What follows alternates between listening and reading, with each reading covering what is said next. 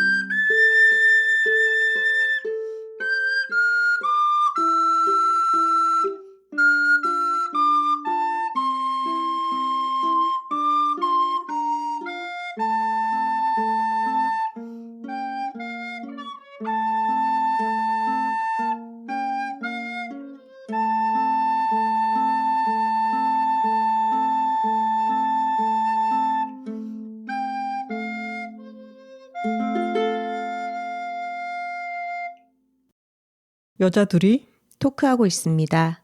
안녕하세요. 황선우입니다. 안녕하세요. 김하나입니다.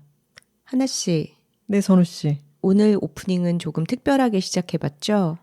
네, 맞습니다. 네. 쇼팽의 에뛰드 작품 번호 10 중에서 세 번째 곡, 이별의 곡으로 여둘톡의 문을 열어봤습니다. 리코더 황선우, 우쿨렐레 김하나였습니다. 네, 저희가 하와이 민요로 항상 시작을 했었는데 이번에는 조금 클래식한 느낌을 더해봤습니다. 네. 그 이야기는 조금 이따 하기로 하고 우선 톡토로님들께 알려드릴 사항이 있습니다. 새해에 하나씨가 아주 재밌는 행사를 참여한다면서요? 새해 첫 일정이라고 할 수 있는데요. 네. 책발전소 북클럽, 김소영 아나운서님이 대표로 계시는 책발전소라고 하는 서점에 연계한 북클럽 프로그램이 있습니다. 거기에 제가 1월에 큐레이터로 활동을 하게 되었는데요. 신청 기간은 이미 신청이 시작이 됐고요. 12월 31일까지 신청을 하실 수가 있고 재밌는 게 블라인드 북클럽인 거예요. 무슨 책인지 미리 알려주지 않고 그 큐레이터를 신뢰하는 독자들이 신청을 하면 책을 1월에 짠 하고 보내주신다면서요. 네. 그리고 1월 동안 그 책을 각자 읽은 뒤에 웨비나로 이 책에 대한 북토크를 진행하게 되는 거죠. 웨비나 날짜는 1월 24일 수요일 저녁이고요. 1월 초에 책을 배송받으시고 그 배송된 책 안에는 제가 그 책을 소개하기 위해서 따로 쓴 레터가 동봉되어 있습니다. 그것을 읽고 일종의 아주 간략한 가이드 삼아 책을 읽으시고 그 책을 읽은 소감이라든가 어떻게 생각하는지에 대한 서로 대화를 나누면서 웨비나가 일종의 줌 같은 거죠. 그렇죠. 온라인상에서 화상으로 만나서 여러분들과 함께 또 김소영 아나운서님의 진행으로 그 책에 대해서 이야기를 나누는 건데요. 북클럽에 신청하신 분들과만 함께 그 책 이야기를 나누는 것이고 이것은 오픈된 게 아니에요. 그래서 좀 함께 책을 읽고 그 얘기를 나누는 게 참 오붓한 일이잖아요. 그래서 저는 지금부터 벌써 기대를 하고 있고요. 책을 혹시 내가 이미 읽은 책이 아닐까라고 생각하시는 분들도 계실 텐데 괜찮을 것 같습니다. 왜냐하면 제가 이 책을 너무 좋아하는데 길이가 좀 꽤 있기도 하고 제 주위에 정말 많이 권했지만 아무도 읽지 않았거든요. 그러니까 여러분들께도 도전이 될 테고 저에게도 일종의 도전인 것은 저는 언제나 어디 책을 추천할 때는 독서 인구가 아주 적다는 사실을 머릿속에 항상 가지고 있기 때문에 누가 읽어도 작품성에는 손색이 없지만 진입장벽이 낮은 책을 늘 소개해야 된다는 강박이 있었어요. 네. 그랬는데 이 책은 새해 첫 책이기도 하고 읽어내기가 정말 만만치 않은 책입니다. 네. 하지만 그만큼 읽어내고 나면은 여러분은 마라톤을 풀코스로 완주한 것만큼이나 독서력이 틀림없이 성장해 있을 거라고 저는 믿어 의심치 않습니다. 새해가 되면 우리가 뭔가를 시작해 보겠다는 의욕과 의지로 가장 충만해지는 때잖아요. 그리고 올해 책도 좀 다시 한번 좋은 기운으로 읽어봐야겠다 이런 결심을 하게 되는 시기인데 마침 그럴 때 김하나 작가가 누군가요, 여러분? 대한민국 최고의 책파리. 김하나와 함께 조금은 나에게 도전이 되는 그런 책을 읽어낼 수 있는 그런 스스로에게 아주 새해에 한 가지 도전을 부과해보는 그런 좋은 계기가 될 것 같습니다. 책발전소 북클럽 김하나 큐레이터의 1월 웨비나가 지금 12월 31일까지 신청을 받고 있습니다. 인스타그램에 들어가셔서 책발전소 북클럽이라고 치시면은 계정이 나오고요. 그 계정에 프로필 링크로 들어가시면은 신청을 하실 수가 있습니다. 네. 다시 오늘의 오프닝 곡이었던 이별의 곡에 대한 설명으로 좀 돌아가 보자면 저희 둘이 또 같이 출동하는 음악회 겸 북토크가 예정되어 있습니다. 12월 10일이고요. 서울숲 커뮤니티 센터에서 열립니다. 그런데 오픈하자마자 또 50석이 다 마감이 돼버렸어요. 사실 저희는 톡토로님들께 우리 여둘톡을 통해서 알려드리려고 했는데 그럴 새도 없이 오픈되자마자 다 매진이 되어버렸다고 합니다. 그러니까요. 이 행사는 쿨디가라고 하는 독서와 클래식 음악을 사랑하는 사람들에게 콘텐츠를 소개하는 독립책방의 기획으로 이루어지는 행사이고요. 저희는 가서 리코더와 우쿨렐레로 클래식 곡들만 이번에는 연주를 하게 됩니다. 사실은 저희 집 클래식 전문가인 선우 씨에게 리코더로 제안이 들어온 것이었는데 선우 씨가 저를 반주자로 지명을 해서 저는 좀 보조의 느낌으로 참여할 예정입니다. 아니 처음에는 정말 프로 클래식 연주자와 함께 해보지 않겠느냐 이렇게 말씀을 하시는데 안 될 말이죠. 저는 불가능합니다. 그건 너무 부담스럽기도 하고 실력 편차가 커서 제가 할 수 없다는 생각이 들고 저에게 딱 맞춤한 반주자는 김하나밖에 없다. 대한민국 최고의 책팔이 그리고 황선우에게 최고의 반주자. 그래서 저희 둘이 지금 맹연습 중에 있고요. 리코더는 정말 친근하고 소박한 악기잖아요. 그런 단순하고 서투른 악기로 또 우리에게 잘 알려진 클래식 곡들을 어떻게 소화하는지를 들어보실 수 있는 즐거운 그런 기회가 될 것 같습니다. 이미 신청하신 분들은 12월 10일에 뵙겠습니다. 저희 인트로에서 연주하는 정도보다 앞으로 며칠 남은 기간 동안 또 지옥 훈련을 해서 더 낮게 만들 생각이긴 하지만 저희가 아마추어다 보니까 또 손가락이 발발 떨리면서 실수를 막 하게 되지는 않을까 긴장이 되기도 합니다. 자, 그런데 선우 씨. 네, 하나 씨. 이 이별의 곡이 저희에게 아주 사연이 생겨버리고 말았지 않습니까? 이번 주에. 그러니까요. 저희가 지금 맹연습 중에 이 곡을 연습을 낮에 하다가 저녁에 일정이 있었습니다.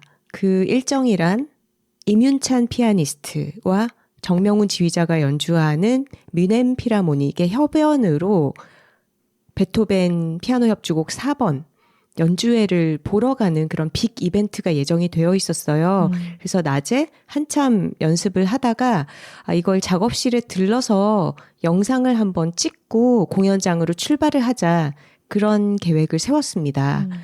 그런데 결과적으로는 영상을 찍지 못했습니다. 왜냐하면 작업실에 왔을 때 리코더가 없는 거예요. 그러니까요. 분명히 집에서는 들고 나왔고 엘리베이터에서도 들고 있었던 기억이 있는데 작업실에는 아무리 찾아봐도 없고 차에도 아무리 찾아봐도 없어서 집에서 잠깐 선우 씨가 들러가지고 두고 온 폰을 다시 가지고 나왔잖아요. 그래서 리코더를 가지고 나왔다고 착각을 하고 집안에 두고 온 걸 것 같다라고 생각을 했었죠. 그런 약간의 소동을 겪고 나서 저희는 롯데 콘서트홀이 있는 잠실을 향해 출발했습니다. 연주 영상을 찍는 일정이 없어졌기 때문에 예정보다 1시간 정도 빨리 출발을 했음에도 금요일 오후였고 이미 연말 정체가 시작이 됐더라고요. 그래서 거의 2시간이 걸려서 콘서트홀에 도착을 했습니다. 이미 지하 주차장에는 자리가 없어서 뱅글뱅글 돌다가 지하 5층까지 내려갔어야 했죠. 자, 이 이야기가 길어질 것 같으니까 일단 톡갈 한번 갈까요? 둘, 톡토로톡토로톡!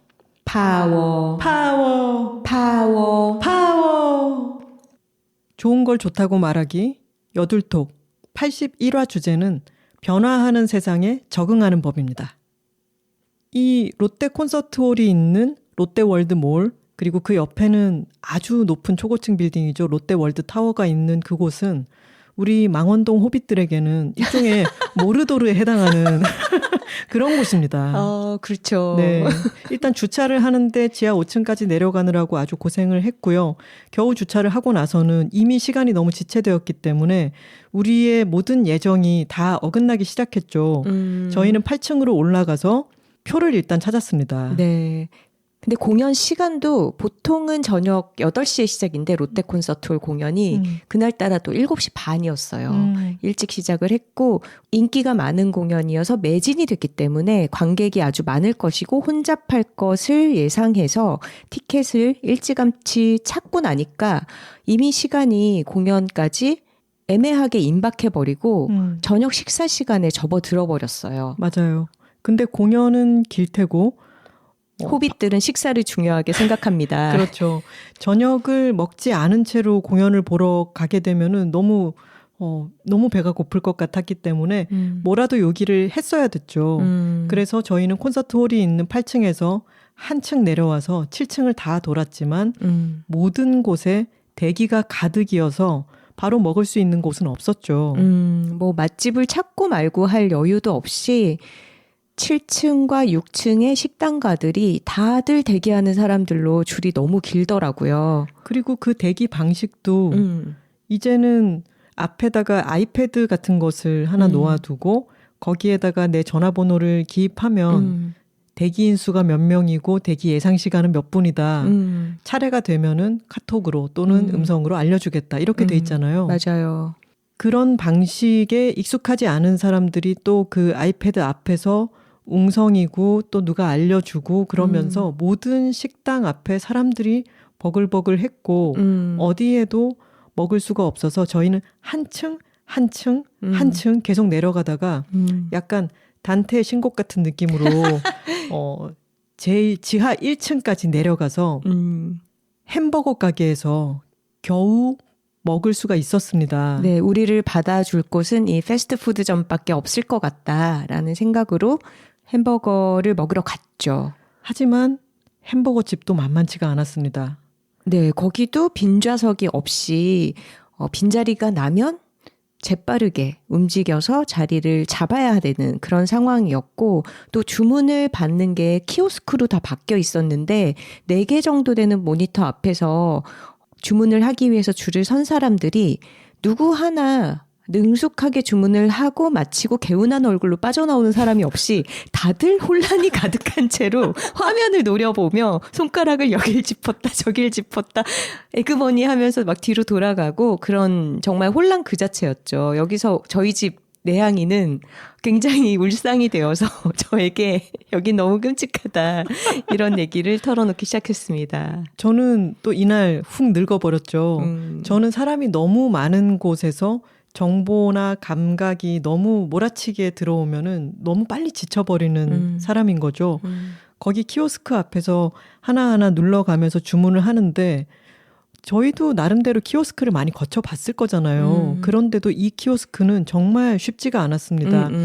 눌렀다가 다시 전부 취소하고 다시 시작해야 되고 그냥 기본 세트 메뉴에 들어있는 프렌치 프라이를 먹고 싶었는데 자칫 아무 생각 없이 제일 처음에 있는 걸 누르면 나도 모르게 추가 비용을 지불하고 양념이 돼 있는 것을 선택하게 이런 식으로 추가 유도가 비용 돼 있는 거지. 유도가 너무 많이 되어 있었죠. 그리고 이게 사용자 경험의 어떤 디자인, 설계가 너무 불친절하더라고요.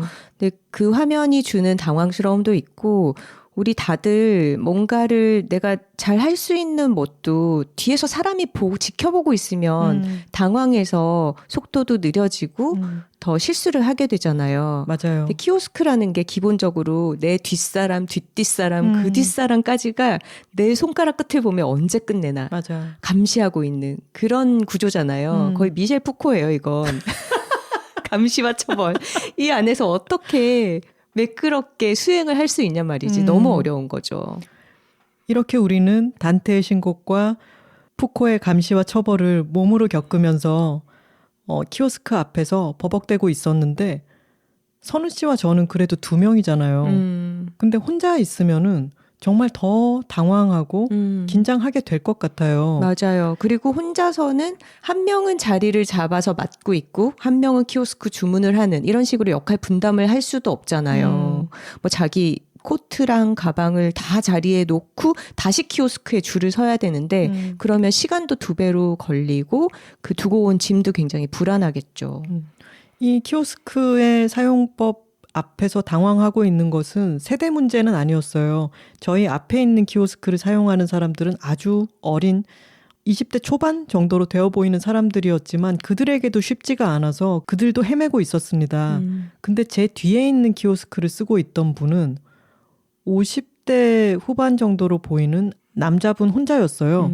근데 그분이 하는 말이 제 귀에 계속 들리는데 음료는 탄산 이렇게 혼잣말을 해가면서 그래도 꼼꼼히 차곡차곡 해나가고 있었어요. 그랬는데 결제를 겨우 눌렀는데도 뭐 할인 포인트가 너무 길게 복잡하게 나와서 또 헤매게 되고 이런 게 있었죠.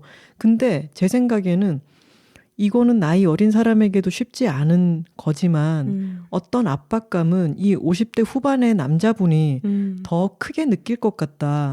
자기 혼자 있기도 했고 내가 나이가 많아서 이런 것에 적응이 안 되고 있는 걸 거야 라는 생각을 더 하게 될 것 같다는 생각을 했습니다. 맞아요.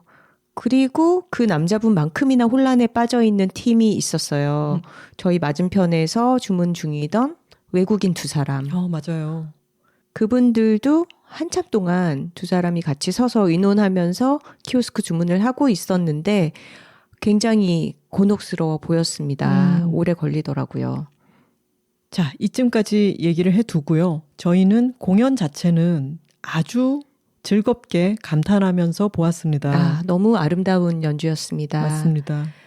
저에게 11월이 물론 우리가 공연을 본 건 12월 1일이었지만 11월이 굉장한 이벤트의 달이었어요. 조성진 피아니스트 공연이 2번 있었고 또 임윤찬 피아니스트의 투어가 있었고 해서 베토벤 피아노 협주곡 4번 같은 곡을 2 피아니스트의 연주 그리고 다른 오케스트라의 협연으로 2번을 봤습니다. 조성진 피아니스트는 베를린 필과 같이 협연을 했었고 그리고 저희가 지난 금요일에 봤던 임윤찬 피아니스트는 위넨 필과 공연을 했죠. 이렇게 같은 곡을 한 2, 3주 상간으로 다른 연주자의 연주로 보니까 이 2사람의 개성이 확연히 비교가 되면서 너무 즐거운 관람 경험이 되더라고요. 이제 저는 조성진 연주자의 연주를 훨씬 더 여러 번 봤는데 항상 들을 때마다 어떤 물의 이미지가 떠올라요. 아주 부드럽고 유려하게 연주가 흘러가고 굉장히 윤슬처럼 반짝반짝거리는 그런 질감을 담고 있고 자연스럽게 흐르다가 어떤 곡의 클라이맥스를 만들어내는 그런 흐름도 어떤 물이 흘러가다가 큰 줄기를 이루듯이 그런 것들이 연상이 되는데 임윤찬 씨의 연주는 또 굉장히 다른 이미지가 떠올라요. 어떤 단단한 바위 같은 느낌? 그의 걸음걸이도 약간 바위에 걸려 나오는 것 같은 느낌이잖아요. 언제나 약간은 비칠거리면서 걸어 나오는. 무대에 너무 등장할 귀엽습니다. 때 제가 딱 2번 봤는데 2번 다 우당탕탕하고 등장을 하는 약간 걷는 것 자체가 좀 어색한 듯한 그런 모습도 너무 귀엽죠. 근데 이번에 들었던 베토벤 4번도 굉장히 단단하게 응축되어 있는 그런 질감의 연주이면서 디테일 하나하나를 어떻게 새롭게 보여줄까 굉장히 고민하는 그런 연주였어요. 그래서 어떤 분은 조성진과 임윤찬을 비교하면서 조성진이 실크라면 임윤찬은 울이다. 이렇게 울이다. 표현을 하던데 저는 좀 물의 이미지와 바위의 이미지 이런 식으로 연주가 와닿았습니다. 약간 사주적인 느낌이네요. 임수와 경쟁이랄까. 죄송합니다. 그런가요? 임윤찬 피아니스트는 일부의 피협을 하기 위해서 나왔다가 일부가 마칠 때 인사를 하고 또 앵콜을 2곡을 했습니다. 근데 그 2곡 중에 첫 곡이 시작할 때 선우 씨랑 저랑은 나란히 앉지는 않고 표를 구하기가 힘들었으니까 아주 멀리 떨어져서 마주보고 있었는데 첫 음이 시작할 때 저희 둘이 동시에 서로를 쳐다봤습니다. 왜냐하면 저희가 몇 시간 전까지 연습하던 바로 그 곡이었기 때문이죠. 네, 여러분이 오늘 오프닝에서 들으신 쇼팽 에티드 중에 이별의 곡이었습니다. 정말 너무 소름 돋았어요. 그리고 이 앵콜은 이날이 이 공연의 마지막 날이었기 때문에 특별히 이별의 곡을 한 거였다고 했죠. 맞아요. 처음으로. 미넨필과 5번의 투어 중에서 마지막 날 공연이었기 때문에 아마도 이 이별곡을 선곡한 게 아닐까 싶었습니다. 그리고 저희가 한 몇 시간 전까지 뚱땅뚱땅 굉장히 서투른 솜씨로 연주하던 바로 그 곡을 너무 아름다운 연주자의 솜씨로 들으니까 그 부분도 소름 끼쳤죠. 그리고 그 곡을 우리가 곧잘 듣던 곡이기만 했어도 반가울 텐데 연습을 직접 하던 곡이었기 때문에 하나하나가 너무 정확하게 인지가 되더라고요. 자, 어쨌든 우리는 이 모든 공연 관람을 아주 즐겁게 잘 마치고 다시 호빗마을이 있는 망원동으로 돌아갈 채비를 했습니다. 근데 이것도 쉽지가 않았습니다. 네, 지하주차장으로 내려가는데 저희가 차를 세운 지하 5층까지 엘리베이터가 한 번에 가질 않는 거예요. 지하 4층에 내려서 거기가 끝이었어요. 우리는 한 층이니까 계단으로 내려가면 되겠구나 하고 계단실을 찾았습니다. 하지만 계단실 문이 잠겨 있었죠. 그리고 저희가 지하 4층에서 지하 5층으로 내려가기 위해서 그 엘리베이터실 안에는 어떤 안내도 없었기 때문에 일단 그 문을 열고 주차장에 있는 바깥쪽으로 나왔다가 정말 깜짝 놀랐습니다. 왜냐하면 그 지하 4층이 매연으로 자욱했기 때문인데 그 이유는 뭐였냐면 이번 임윤찬과 미넨필의 공연이 매진이 됐다고 말씀드렸잖아요. 근데 후원사인 P기업이라고 해두죠. 그 기업의 임원들이 VIP 초청을 받았는지 이 공연을 대거 보러 온 거죠. 근데 그들이 지하 4층에 내려오면 바로 차를 출발시키기 위해서 기사들이 다 서 있고 제네시스가 한 10대 넘었던 것 같아요. 그 수많은 차들이 한꺼번에 시동을 다 건 채 지하 주차장에 세워놓고 기다리고 있었던 거예요. 임원들이 내려오기를. 저희가 회사를 안 다닌 지 오래되어서 그 광경이 너무 권위주의적으로 보이더라고요.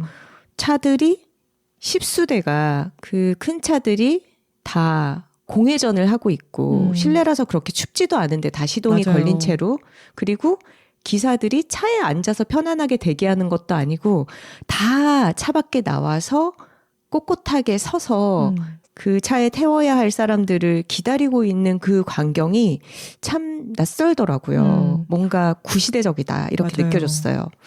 임원들은 자기가 타고 난 뒤에 시동이 걸리면 무슨 큰일이 나나요? 그러니까 그리고 그곳을 걸어서 지나가는 일반 시민들은 또 무슨 죄입니까? 매연이 가득한 곳에서 또 그 안에 근무하는 사람들도 있잖아요. 주차 관리 요원들도 계시죠. 그분들은 그 연기를 다 맡아야 되고. 저희는 그곳을 정말 지옥도 같았습니다. 그곳을 막 헤매면서 지하 5층으로 내려갈 곳을 찾지 못해서 매연 안을 막 헤매고 돌아다니다가 겨우겨우 지하 4층과 지하 6층 간만 왔다 갔다 하는 엘리베이터를 발견하고 저희 차가 있는 곳으로 드디어 무사히 도착을 했습니다. 네. 이제 먼 길이지만 출발만 하면 되죠. 그런데 제 지갑이 없어진 것이었습니다. 네. 여러분들 지난 저희의 실수담화를 들으셨다면은 이런 일이 자주 있다는 것은 아실 거예요. 근데 정말 이때는 너무 고생을 했기 때문에 약간 눈물이 날 것 같았습니다. 아니 내 지갑이 또 어딜 간 거야.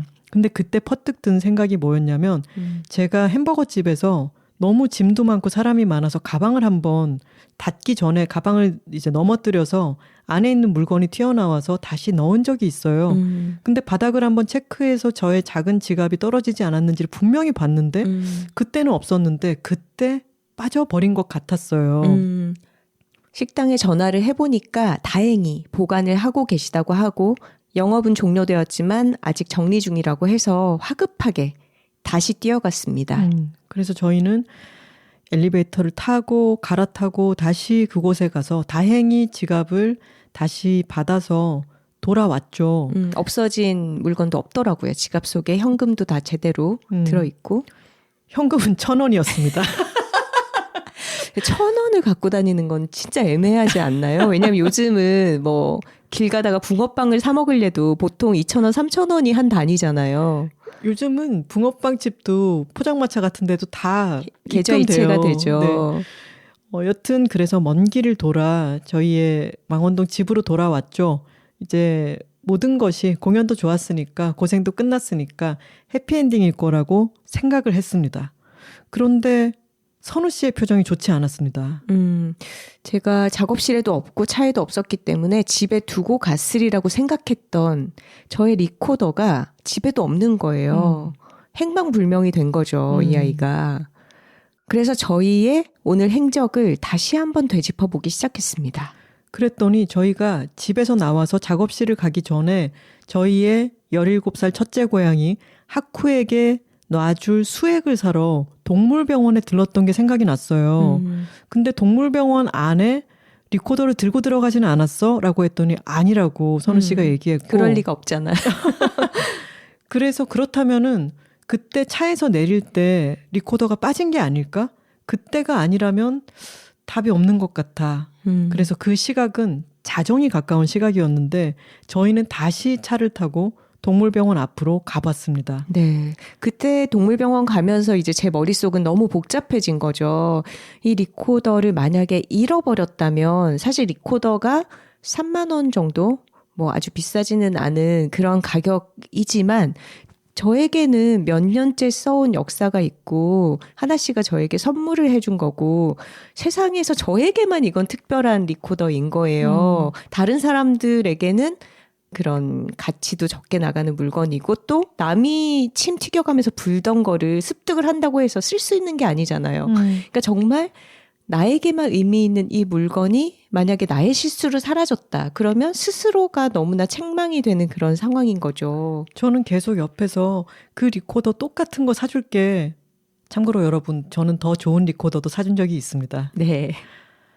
그래서 사위가 캄캄한 그 대로변으로 차를 몰고 갔습니다. 선우 씨가 내렸죠. 뛰어내려서 아까 차를 세웠던 그 주변을 살폈어요. 그런데 정말 기적처럼 가로수 옆에 땅바닥에 제 리코더가 케이스에 담긴 채로 정말 곱게 도로의 방향과 수평으로 그건 아마도 바닥에 길바닥에 떨어져 있는 거를 누가 그래도 나무 밑으로 주워놨겠죠. 옮겨준 것 같아요. 네, 수평으로 놓여 있었다. 이게 굉장히 감동의 포인트였습니다. 그래서 저희는 너무 다행스럽게 생각하고 다시 차를 타서 저는 아 진짜 다행이다 하고 출발을 하려고 선우 씨 조수석에 앉아있는 선우 씨를 쳐다봤는데 선우 씨가 울고 있었어요. 리코더를 껴안고 눈물을 흘리고 있었죠. 제가 웬만해선 잘 울지 않는 대문자 T인데 정말 되게 감격스럽더라고요. 그 리코더가 저희가 동물병원에 갔던 시간을 생각해 보면은 한 오후 4시쯤부터 8시간 정도를 길바닥에 있었던 겁니다. 그렇게 서울의 서쪽 끝에 사는 저희는 동쪽 끝까지 가서 지갑도 한번 잃어버리고 동네에서 리코더도 한번 잃어버리고 그리고 그 둘 다 아무런 손실 없이 찾는 그런 희한한 하루를 보냈던 것입니다. 네. 근데 이 하루가 더더욱 고생스럽고 극적으로 느껴졌던 것은 저희가 그 콘서트홀을 둘러싼 여러 곳에서 느꼈던 경험 때문이었어요.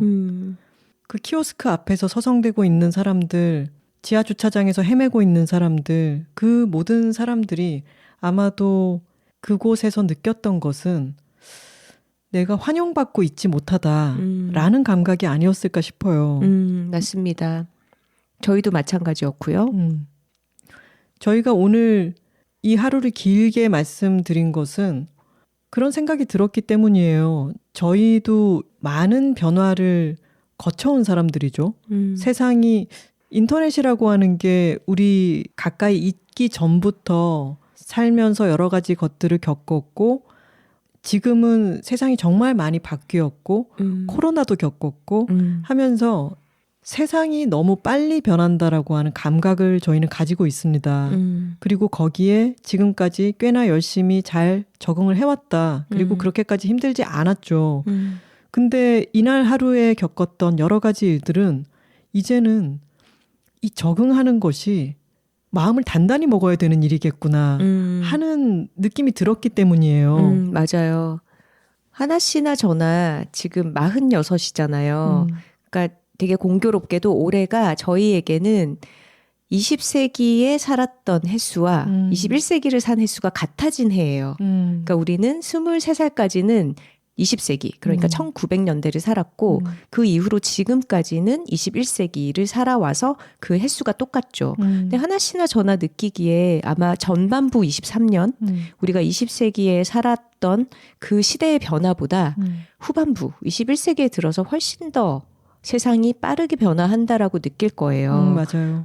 저희가 지금 40대 중후반에 접어들어서 그 변화의 속도가 더 빨리 느껴지는 것도 있겠지만 그보다는 세상의 변화 자체가 점점 가속화되기 때문에 새로운 도구들이 출현하고 뭔가 새로운 방식이 등장하고 새로운 기술이 우리의 삶에 적용이 될 때 우리가 그 변화를 받아들이고 파악하고 적응을 해나가야 되는데 요구되는 역량이 점점 더 많아지지 않나 싶습니다. 왜 사는 게 적응이 안 돼. 농담처럼 이런 말들도 하잖아요. 근데 저희가 여둘톡 2화가 40대의 인생도 꽤 괜찮아 편이었는데 거기서 했던 얘기들은 이제 나라는 사람에 대해서도 좀 알겠고 사는 것은 이러저러한 게 아닐까라고 하는 어렴풋한 것도 조금은 잡힌 듯한 느낌? 그런 것 때문에 안정감도 들고 즐겁다 이런 말씀을 드렸어요. 네. 근데 사는데 여러 가지 요소에 이제 좀 적응이 되나 싶었더니 세상이 너무 급격하게 변해가고 있는 거 아닌가? 나는 언제까지 이걸 따라갈 수 있을까? 요즘 그런 공포감들을 느끼는 분들이 많을 것 같아요.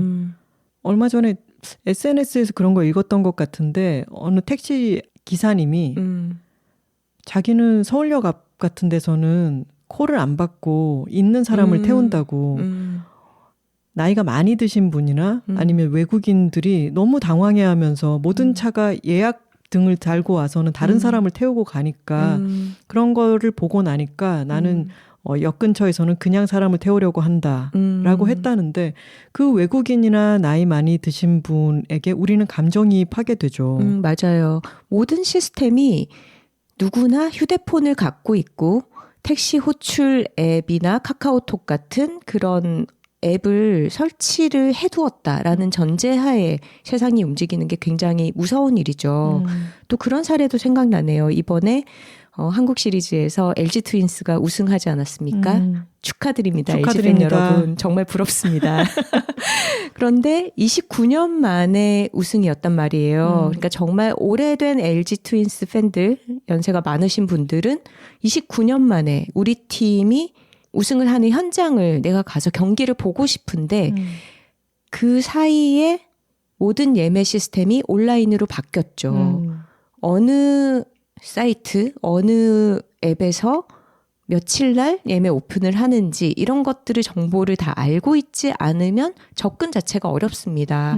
그러니까 경기장에 가서 줄을 서서 왜 여기서는 창구에서는 판매를 하지 않느냐라고 말씀하시는 그런 중노년층이 당연히 발생을 하는 거죠.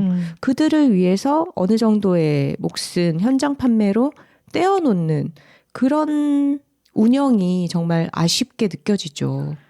그런데 이런 흐름은 아마도 더 가속화될 테고 이제 AI의 도움을 많이 받기도 할 테고 또 현장에서 여러 항의 같은 거를 다룰 수 있는 그런 사람을 배치하려면은 그 인건비를 점차 기업들이 감당하지 않으려 들면서 이것은 이제 경기 침체와 인건비 상승과 AI의 급부상과 모든 것들이 다 합쳐져 있는 거죠.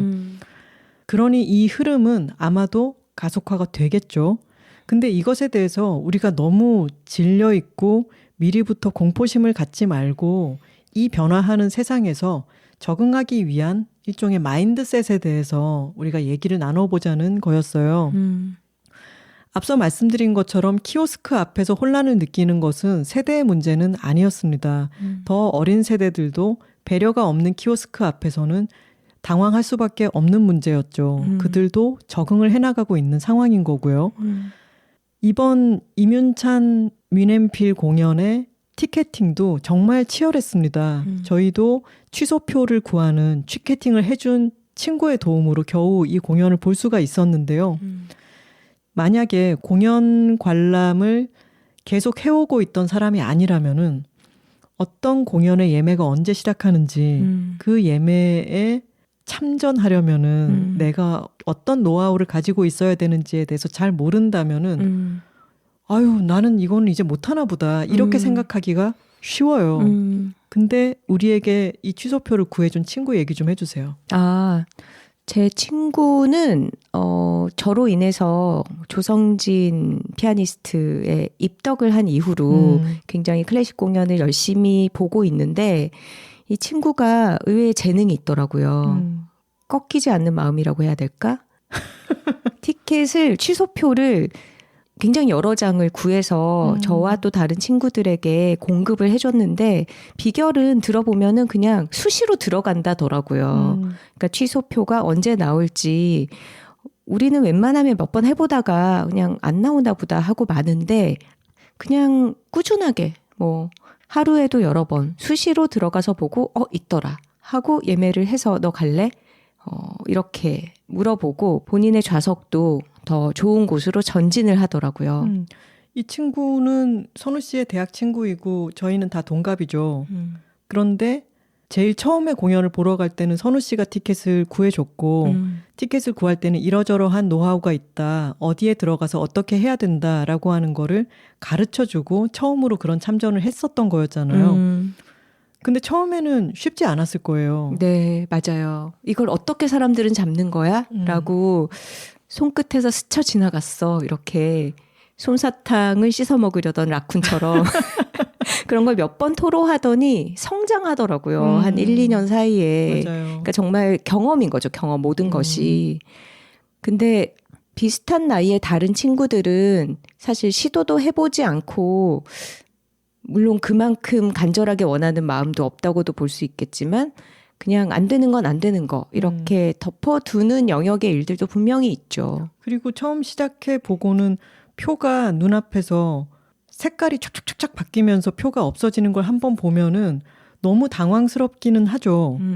근데 그것에서 꺾이지 않고 다른 사람들도 이렇게 표를 구하는 거잖아 라고 생각하고 도전을 계속 하다 보면은 이게 여기서 끝난 게 아니라 취소표라는 것도 생기고 여기에 생태계가 있구나에 적응을 하게 되죠.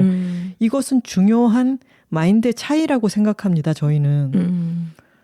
근데 선우 씨가 아까 챗 GPT 말고 어떤 AI랑 대화를 나누더니 너무 웃긴다고 저한테 막 보여줬잖아요. 아, 얼마 전에 이제 친구들 연말 모임에 갔는데 이제 거기서 AI 관련된 얘기가 나왔어요. 각자 자기가 하는 일에 관련해서 챗 GPT를 어떻게 사용하고 있는가. 그런데 친구들 말이 챗 GPT는 이제 유료 버전과 무료 버전의 어떤 수준 차이가 현격해졌다고 하더라고요. 그래서 정말 잘 사용하는 경우는 유료로 구독을 하면서 AI를 자신이 원하는 분야에 대한 지식들을 학습을 잘 시켜가면서 활용을 하고 있는 사례들이 있었고, 그렇지 않은 경우에 나는 뭐 돈까지 내면서 쓸 건 아니다 하는 경우에는 구글 바드 서비스가 요즘은 괜찮다 이런 얘기를 들었어요. 그래서 저도 챗 GPT 처음 화제가 될 때 좀 써보다가 별로 신통찮네 하고 덮어놨었는데 이번에 구글 바드를 한번 사용을 해본 거예요. 여둘톡에 대해 알려줘 라고 넣어봤더니 굉장히 천연덕스럽게 진실과 거짓말을 섞어서 말을 하더라고요. 여둘톡은 대한민국의 인기 팟캐스트로서 그건 맞잖아. 그건 맞아. 근데 진행자는 20대 여성 두 사람인 뭐 누구 이소희와 뭐 김누구다 뭐 이런 식으로 김민선이다였던가? 뻔뻔하게 거짓말을 하더라고요. 그래서 제가 틀린 정보를 정정을 해주면서 계속해서 질문을 던져봤죠. 그랬더니 아직까지는 정교하게 답을 할 수 있는 정보 수집력이 안 되는지 계속 약간의 만말과 약간의 틀린 정보를 섞어서 아주 뻔뻔하게 그럴싸하게 답을 계속 하더라고요. 저 같은 경우에는 아직 챗 GPT조차 한 번도 써본 적이 없는 사람이에요. 저는 그런데 빠른 사람이 아닙니다. 그런데 제가 재밌었던 포인트는 그 선우 씨에게 AI를 활용하는 법에 대해서 알려준 친구가 했던 말이 AI가 틀린 정보를 가져왔을 때 야, 너 그거 틀렸어 라고 얘기하면 AI도 위축된다면서요. 맞아요. 충분히 정확하지 않은 정보를 내놓았을 때 그거에 대해서 너무 혹독하게 반응을 하면 AI도 보수적으로 대응을 한다는 거예요. 그러니까 이 사용자에게 험한 소리를 들을까봐 더 적은 결과값을 도출을 하는 식으로 말이죠. 확실하게 맞는 것만 알려줘야겠다라는 식으로 학습을 해서 적은 결과를 알려주는 거죠. 그렇기 때문에 AI를 다룰 때도 칭찬을 많이 해줘야 된다는 겁니다. 아, 그래, 이거는 맞아. 근데 이거는 이런 것 같아. 다시 한번 이렇게 질문을 해야 걔가 좀 더 흥이 나서 답을 더 많이 가지고 온다는 거죠. 그렇죠. 근데 저는 너무 재밌는 게 AI도 그렇고 우리의 마인드도 그렇고 이런 우쭈쭈 맞은 부분에 있어서 그걸 더 보려고 하는 노력 같은 게 적응력을 더 키우지 않나? 그런 마인드가 더 유리하지 않나? 라는 생각을 합니다.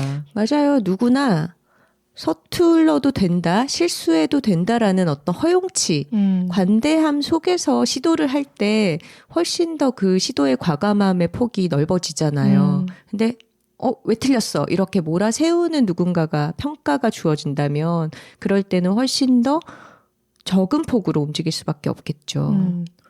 김이나 작사가님이 쓰신 보통의 언어들이라고 하는 책에서 거기에는 이제 우리가 늘 쓰는 단어들을 그 단어들이 갖고 있는 여러 맥락과 가능성과 이런 것들에 대해서 쓴 글들이 들어있는데 그중에서 저에게 참 와닿았던 부분이 뭐였냐면 이해가 안 되네 라고 하는 표현이 그냥 이해가 안 된다는 걸 뜻하기보다는 너는 틀렸다라고 하는 판단이 들어가 있다는 거죠. 그리고 뭔가 나를 한번 이해시켜봐.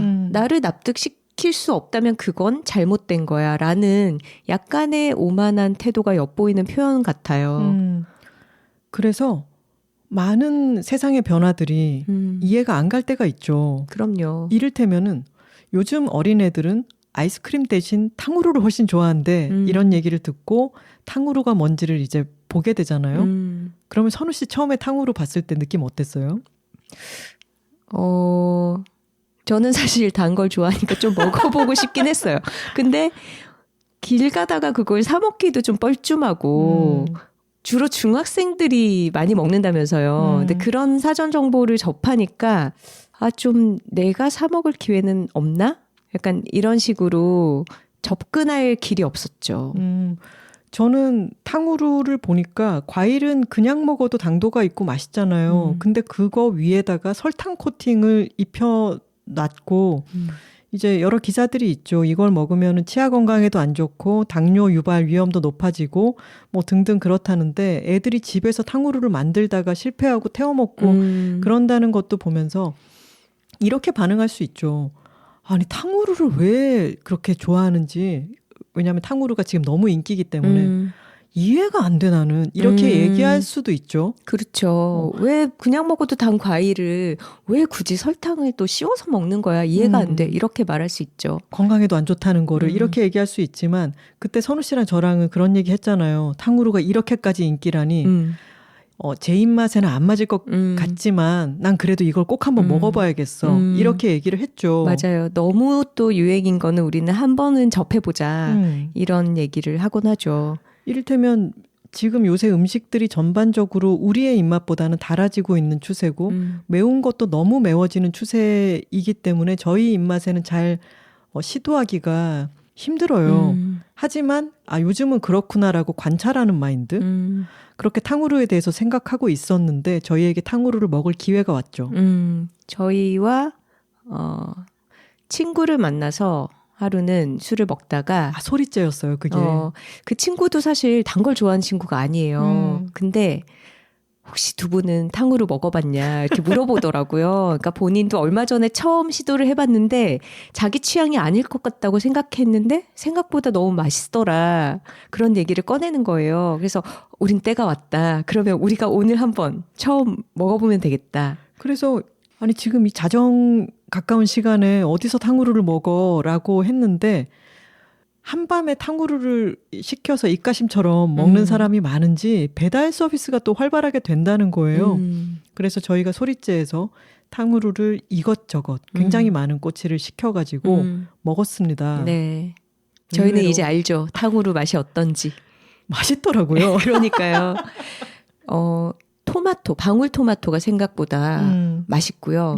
그리고 마녀 손가락 포도라고 부르는 블랙 사파이어? 별명이 그래요? 네, 그럴 법하다. 그 포도가 또 굉장히 잘 어울리더라고요. 탕후루를 만들었을 때.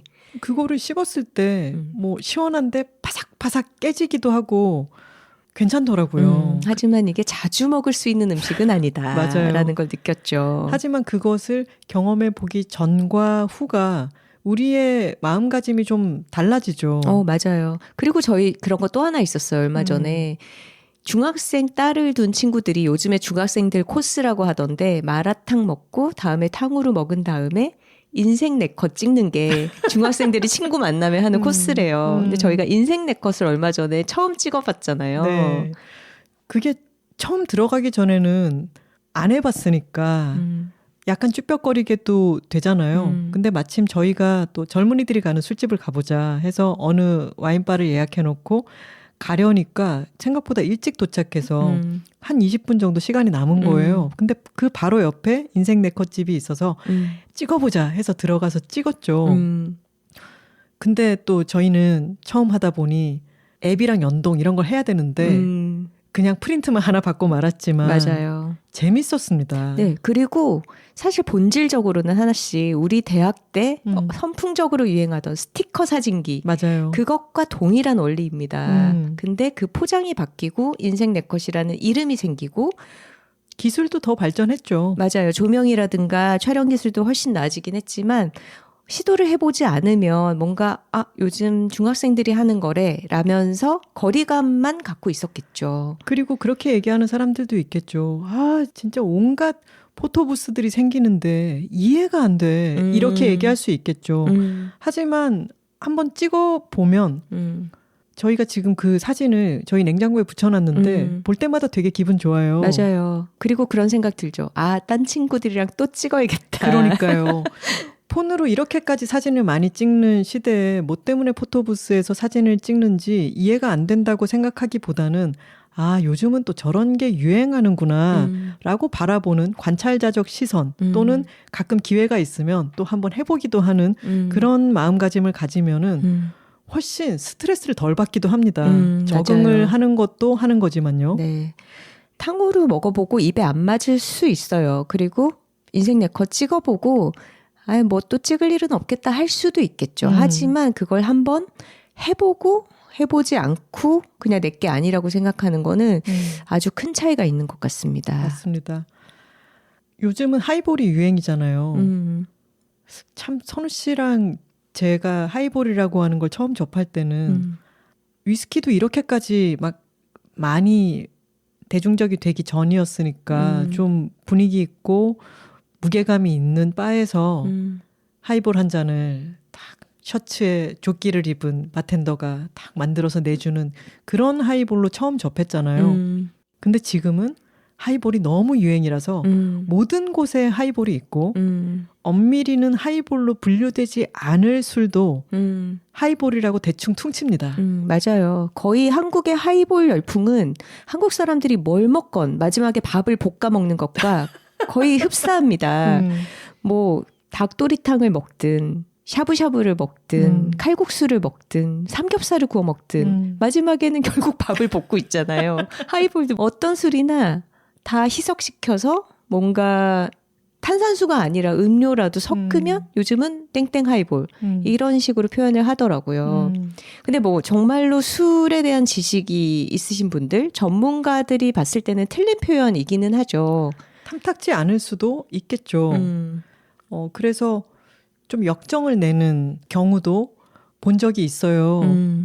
그래, 그게 정확한 용례로 쓰지 않을 때 불쾌감을 느끼거나 이건 틀렸는데 라고 짜증이 날 수도 있겠죠. 하지만 저희는 어떤 마음가짐을 가지고 있냐면 우리나라에서 화이팅도 역수출하는 마당에 아, 이제는 하이볼을 이런 식으로까지 범용적으로 쓰는구나. 유행이긴 한가 보다. 이렇게 판단하는 거죠. 그렇죠. 하이볼도 사실 일본에서 유행한 칵테일이지 않나요? 원래는 위스키 소다가 맞지 않나요? 아, 그렇겠네요. 하이볼은 하이볼은 사실 하이볼 글라스에서 온 말이겠죠. 길쭉한 그 잔을 이름을 하이볼 글라스라고 하니까. 저희도 좀 자료를 찾아봐야겠네요. 근데 누군가는 이렇게 하이볼 열풍에 뭐 위스키에 콜라를 타도 뭐 제콕 이런 게 아니라 콜라 하이볼 뭐 이런 식으로 부르는 이 시대에 그럼 하이볼이란 건 원래 뭐지 하고 찾아보는 사람도 있지 않을까요? 그쵸. 누군가는. 그래서 제콕은 제콕이라는 이름이 따로 있는데 그것도 콜라 하이볼이라고 부르는 이런 지금의 행태가 이해가 안 될 수 있죠. 하지만 이해가 안 된다고 말하기보다는 아, 그렇게들 쓰이는구나. 그렇게들 쓰고 있구나. 라고 받아들이는 마음가짐. 다시 한번 강조를 해봅니다. 여둘톡 61화 좋은 어른이 될 수 있을까 편에서 언급한 것처럼 이해가 안 돼 보다는 그럴 수 있지. 이런 마음가짐이 필요하지 않을까 싶습니다.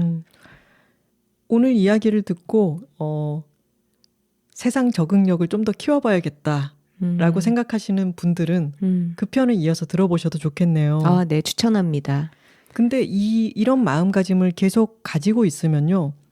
세상의 적응력의 크기라고 하는 것은 얼마든지 커질 수도 있다고 저는 생각해요.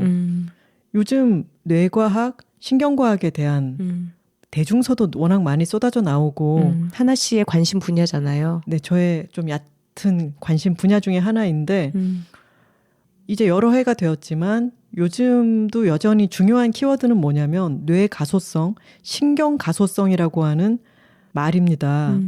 이건 무슨 뜻이냐면은 우리 두뇌는 계속해서 새로운 것을 경험하고 배우고 할수록 그 두뇌의 가능성이 닫혀버리는 게 아니라 예전에는 나이가 들면은 뇌가 굳어버린다고 생각을 했는데 그게 아니라 얼마든지 계속 다르게 변형된다는 거죠. 그 부분이 발달하기도 하고 얼마나 재밌어요. 그러니까 우리가 마음가짐을 AI에게 너 틀렸어 라고 하면 위축되는 것처럼 우리의 두뇌에게도 나는 이미 굳어가고 있어. 나는 티켓팅도 못하겠고 세상에 마음에 안 드는 게 너무 많아지고 이해가 안 가는 게 많아 라고 생각하면은 뇌는 더 굳는다는 거예요. 근데 저는 돌이켜보면요.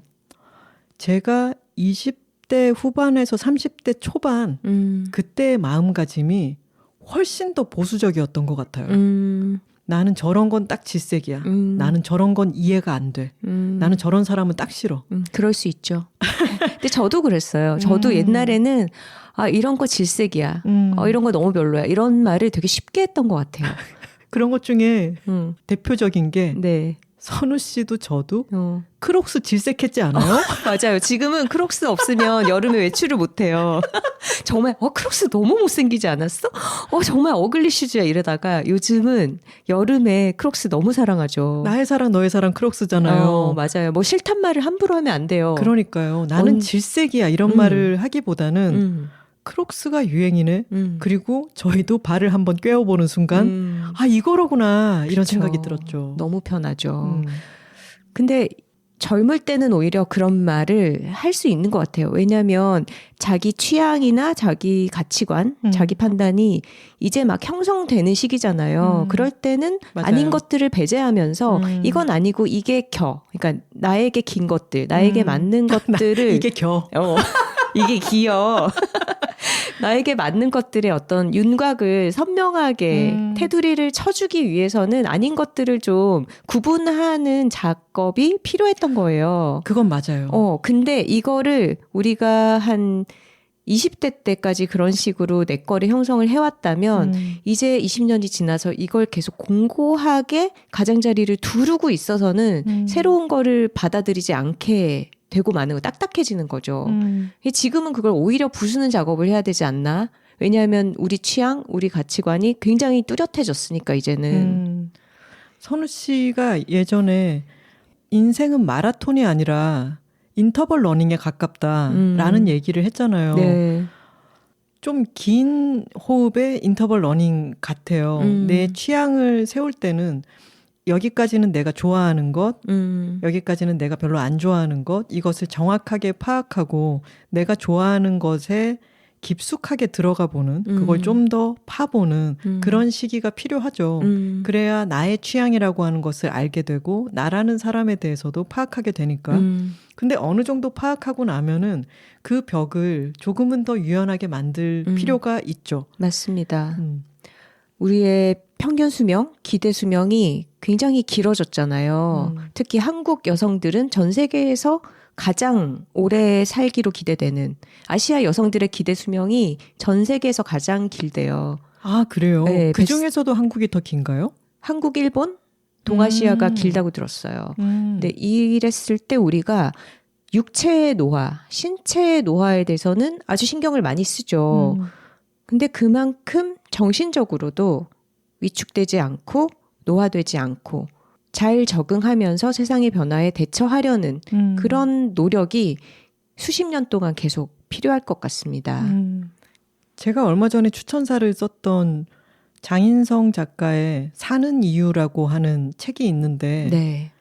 그 책의 앞부분에 보면은 우리의 기대 수명이 방금 선우 씨 얘기한 것처럼 우리가 더 나이 들었을 때는 점점 더 길어져서 120살까지 살 가능성도 있다고 하잖아요.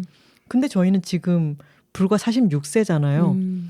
장인성 작가도 40대인 걸로 알고 있는데 그런 기대 수명에 대한 이야기를 써놓고 기대된다. 나는 커서 뭐가 될까?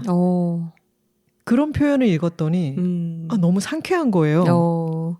그런 생각 해본 지가 지금 수십 년이 됐잖아요. 선우 씨도 저도. 나는 이미 다 컸다고 생각하고 뭐가 일종의 됐는지 안 됐는지 모르지만 뭐가 되었다고 생각하게 마련인데 나는 커서 내가 지금 산 만큼 더 살아도 계속 수십 년을 더 살아갈 수도 있어요. 맞아요. 그리고 우리가 주변에서 만나는 사람들을 보면은 30대 중후반부터 이미 내가 나이 들어서 나이를 먹으니까 이제 늙어서 이런 식의 말습관들을 가진 사람들이 있잖아요. 근데 물론 본인이 신체적으로나 정신적으로 사회적으로 변화를 느껴서 그것에 대해서 언급하는 것이 될 수도 있지만 내가 나이 먹어서 이제 이런 건 못하겠어. 이런 거는 예전 같지 않아. 이런 거는 이제 나와 멀어졌어. 라고 가능성을 닫아놓을 때 그 사람은 너무 나이 든 사람으로 평생 30대 후반에 만약에 그러면 한 8, 90년을 나이 든 사람으로 살아가는 거야. 이제 그거를 바꿔야죠. 이제 현실이 그렇지 않구나라고 생각을 하고 내가 50대, 60대에도 계속 배울 게 나타나고 적응해야 되는 새로운 변화들이 있겠구나라고 현실을 인식하면 좀 달라질 것 같아요. 물론 그거는 성숙한 어른으로 스스로를 인정하는 것과는 별개의 문제죠. 그렇죠. 내가 계속 막 동안에 집착하는 것처럼 난 계속 어려, 나는 늙지 않았어라고 생각하는 게 아니라 나이가 많이 들어도 얼마든지 유연한 마음가짐을 가질 수 있다는 것을 갖는 것, 그거는 나이를 초월해서 여러분 신경 가소성을 믿으십시오. 그리고 저 책 영업 잠깐 하자면 네. 저의 첫 책 당신과 나의 아이디어를 읽어보시면은 네. 두뇌의 유연성에 도움이 될 거라고 영업 한번 해봅니다. 우리의 창의력을 깨우는데 아주 도움이 되는 책입니다. 제가 요즘 고전을 많이 읽고 있잖아요. 네. 사실 이번 책발전소 북클럽에 추천을 한 책도 고전으로 분류되는 책인데 중요한 힌트네요. 하지만 너무 옛날 책은 아니고 1950년대 쓰인 책입니다. 네.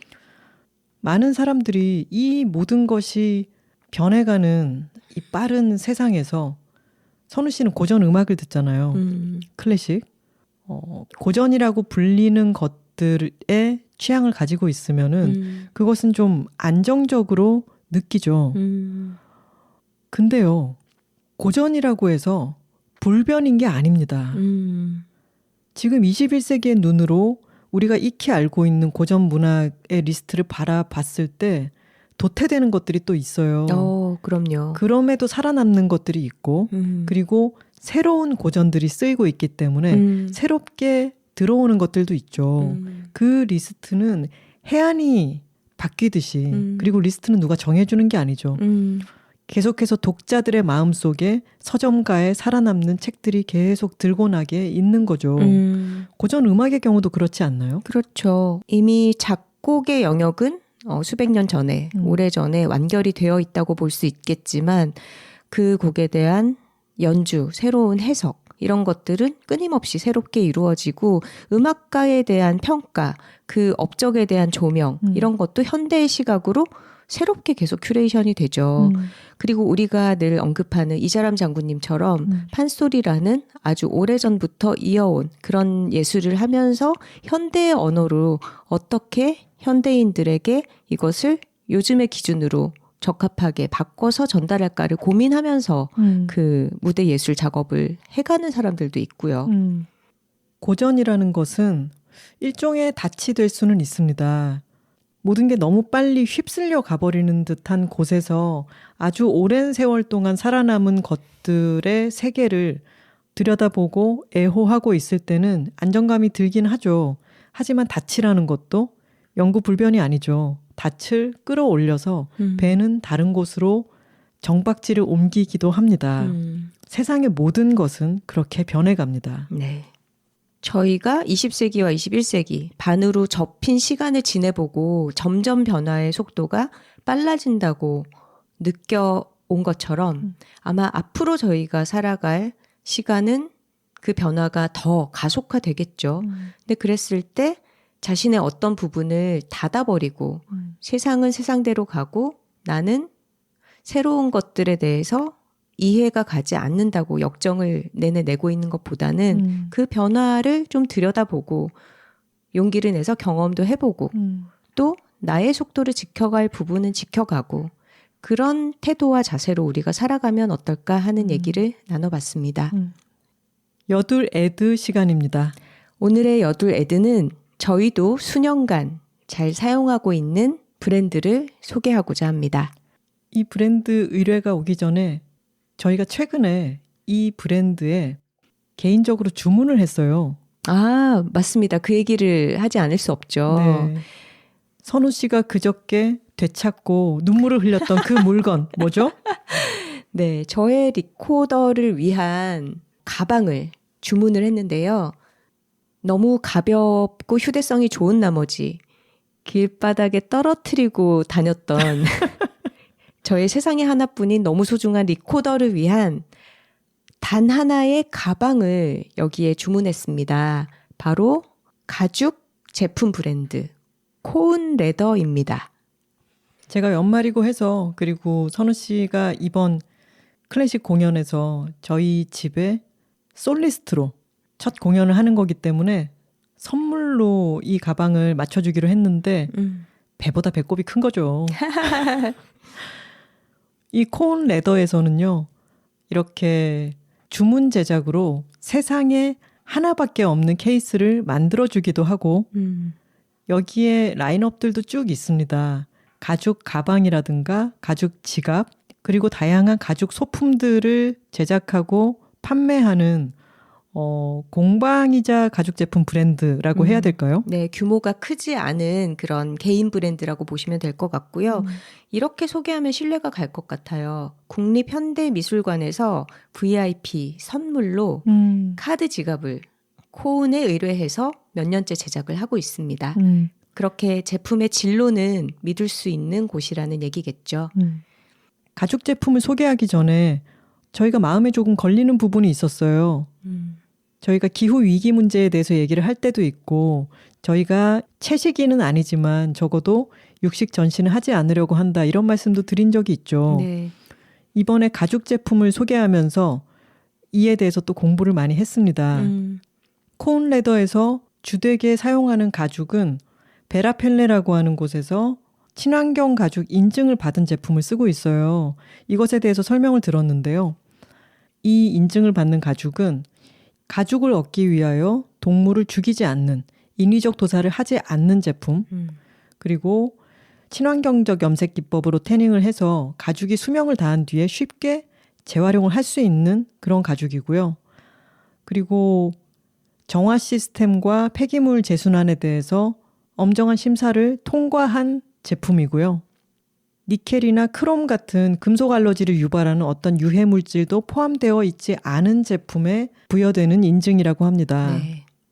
어떤 것이 친환경인가 참 고민이 많이 되는 주제죠. 그런데 저희는 가죽 제품을 완전히 배제할 수는 없겠지만 질이 좋은 제품을 하나 구매해서 오래 사용하면 그거야말로 친환경이라고 생각을 해요. 근데 코운의 제품들은 일단 가죽 자체를 친환경적으로 생산되는 베라펠레 인증을 받은 가죽을 재료로 사용을 하고 이 제품들의 디자인이 참 단순하고 기본적입니다. 그래서 저희도 몇 년째 가방을 질리지 않고 사용을 하고 있고 10년 전에 만들어진 브랜드 초창기의 제품도 지금까지 계속 생산이 되는데 유행을 타지 않고 오래 사용을 할 수가 있어요. 또 이번에 코운 대표님을 인터뷰를 하면서 어떻게 코운 레더를 시작하게 되었는지에 대한 이야기를 들었는데 이분은 디자인을 전공하시지는 않았는데 맨 처음에 사회생활을 시작했던 것이 리사이클 디자인 쪽에 몸을 담으면서 뭐 이를테면은 현수막으로 가방 제작하고 이런 흐름이 우리나라에 생겨나기 시작할 무렵에 그쪽에 몸을 담고 있었던 거죠. 소파 가죽 뜯어서 가방 만들고 그래서 어떤 것을 버려질 수 있는 재료가 아니라 저것을 얼마든지 리사이클링을 할 수 있다라고 하는 것에 오랫동안 경험이 쌓여 있던 분인 거죠.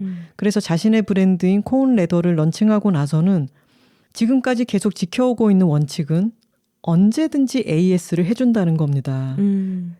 디자인도 시류를 타는 것이 아니라 아주 베이직한 우리가 아까 얘기했던 용어로 하자면 고전적인 그런 디자인을 가지고 있어서 쉽게 질리지가 않고 그리고 기본적으로 튼튼한데 그것이 끈 부분이 해지거나 어느 부분이 고장난다거나 했을 때는 언제든지 AS를 해주는 것을 아주 중요하게 생각하고 계시다고 합니다. 맞습니다.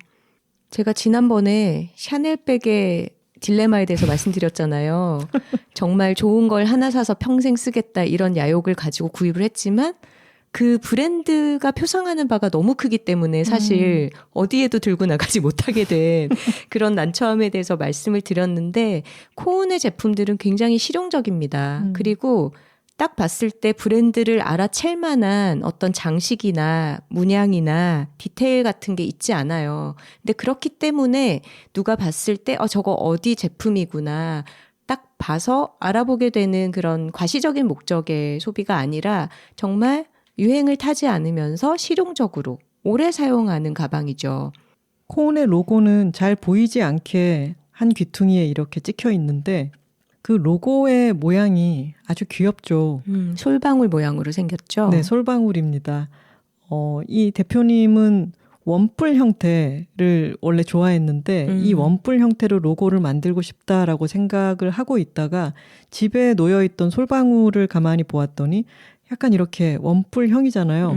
그리고 그 솔방울이 이렇게 쫙 펴졌다가 다시 오므라졌다가 하는 게 아주 신기하게 느껴지기도 하고 그것을 로고로 만들어서 가죽 제품에 찍었을 때 동물성 재료인 가죽 위에 식물성인 로고가 얹히는 게 어떤 짜릿한 느낌을 주더라는 거죠. 네.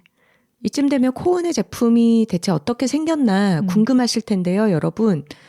포털 사이트에서 코온 레더로 검색하시면 사이트에 들어가셔서 다양한 가방이나 지갑 그리고 소품들을 구경하실 수가 있습니다.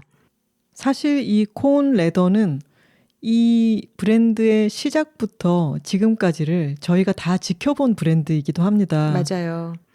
저희가 사용을 하고 있기도 하고 이번에 리코더 케이스를 주문 제작할 때 코온에 가면 되겠다라고 생각할 수 있었던 것도 저희에게는 바운더리가 많이 겹치는 그런 브랜드예요. 작업실이자 공방도 망원동에 위치하고 있습니다. 네, 그렇기 때문에 저희 친구들이 코온 가방 한두 개씩 안 가진 친구들은 없고 맞습니다. 다들 그렇게 오랫동안 본인의 옷 스타일이 조금씩은 변해도 코온 가방은 거기에 매치해서 잘 사용하고 있는 모습을 정말 10년 동안 봐왔죠. 사이트에 들어가서 보시면은 가죽 제품의 색깔들이 검정색, 짙은 와인 색깔 같은 버건디색, 그리고 아주 멋스러운 브라운 계열의 색깔들이 있고 또 저는 이 색깔도 참 좋아요. 모스그린, 약간 암록색이라고 해야 될까요?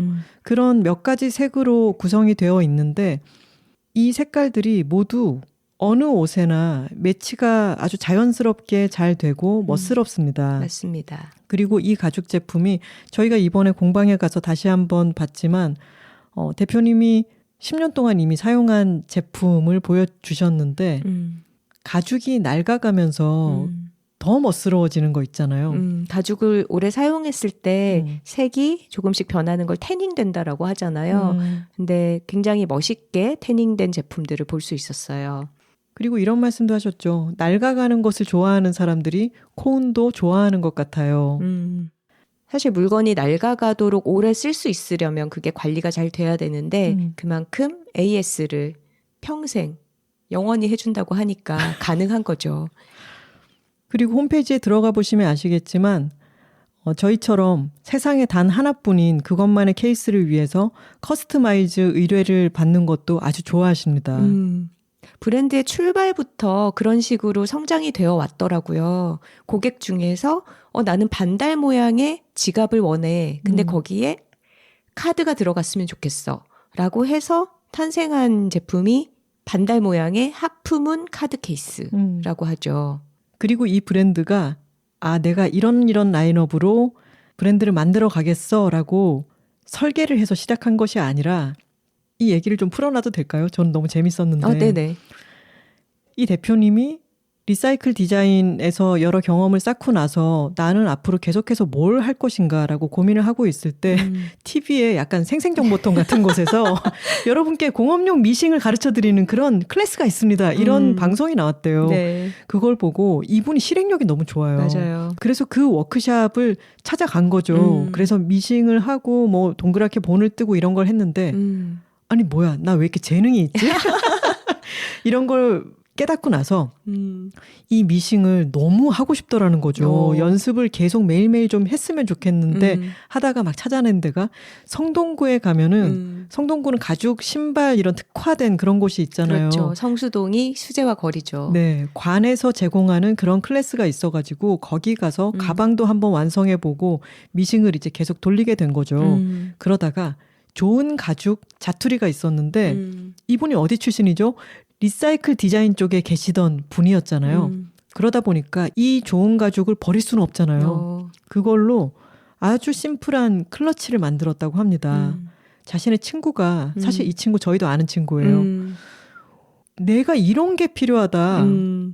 우리가 원하는 것은 그저 단순하고 어디에나 어울리게 들 수 있는 그런 디자인인데 그런 단순한 걸 찾으려면 명품 너무 비싼 것밖에 없고 좀 합리적인 가격에서 찾으려고 하면 쓸데없는 장식이 너무 많다. 맞아요. 근데 내가 원하는 것은 딱 이런 거다. 그래서 만들어 달라고 한 거죠. 그래서 약간 시험 삼아 만들어줬는데 이 친구가 그것을 트위터에 올리면서 주문이 들어오기 시작한 겁니다. 그렇죠. 그렇게 이 브랜드가 출발을 한 것입니다. 코운 레더가. 근데 브랜드가 점점 주문을 많이 받게 되고 제품의 종류가 한 가지씩 늘어나다가 이제 직원을 뽑아야겠다라고 생각을 했는데 너무 우연히도 재미있는 것이 남동생이 미싱을 다룰 줄 알더라는 거예요. 그래서 너가 이걸 어떻게 해? 했더니 군대에서 오바로크 병이었다는 거예요. 여러분 들어보신 적이나 있나요?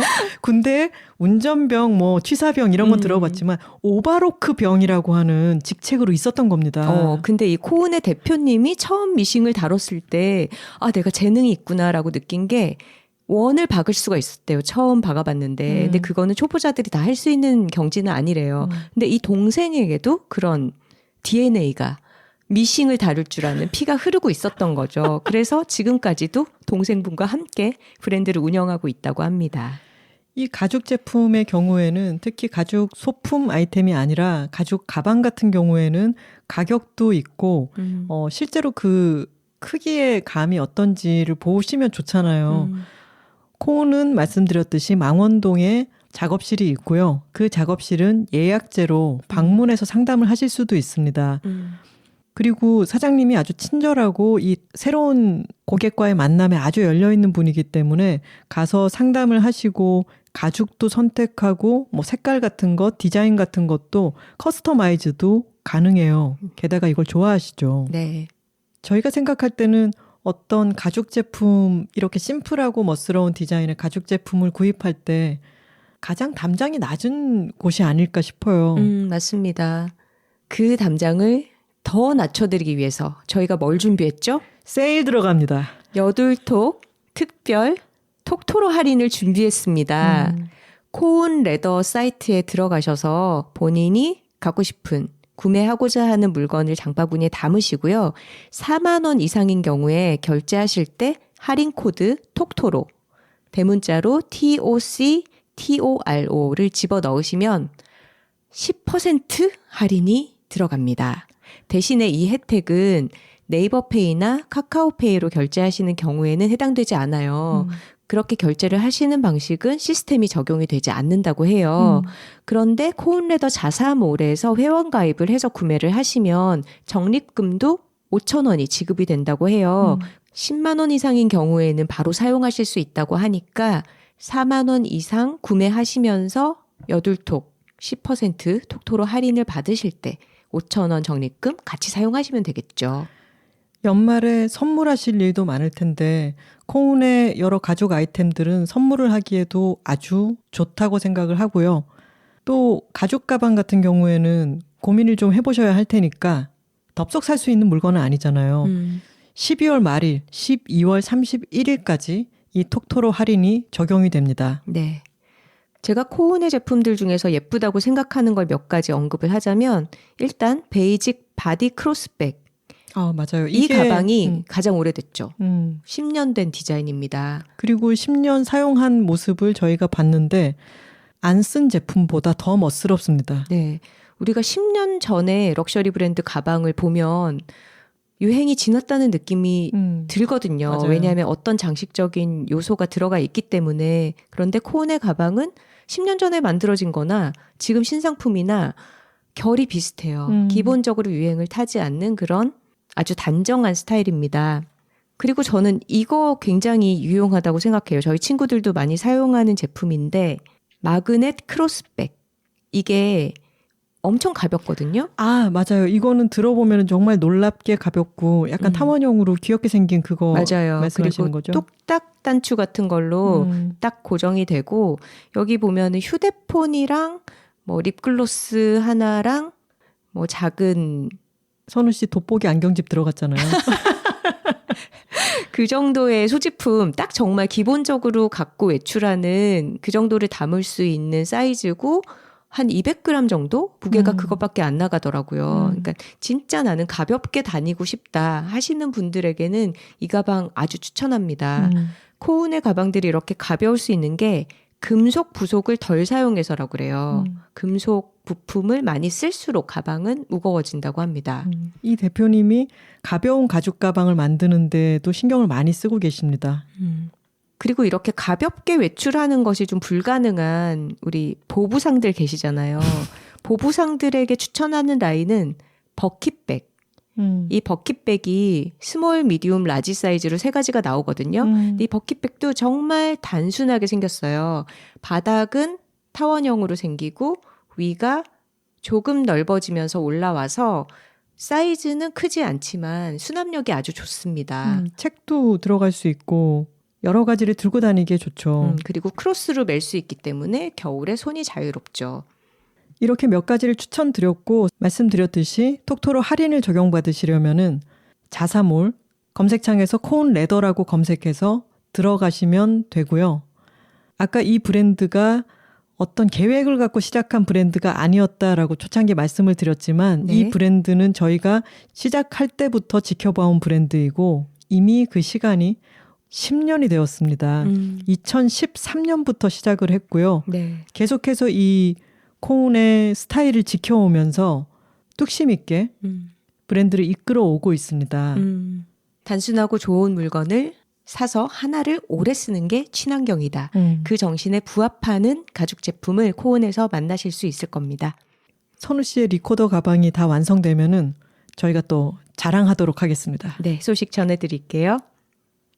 댓글 소개 시간입니다.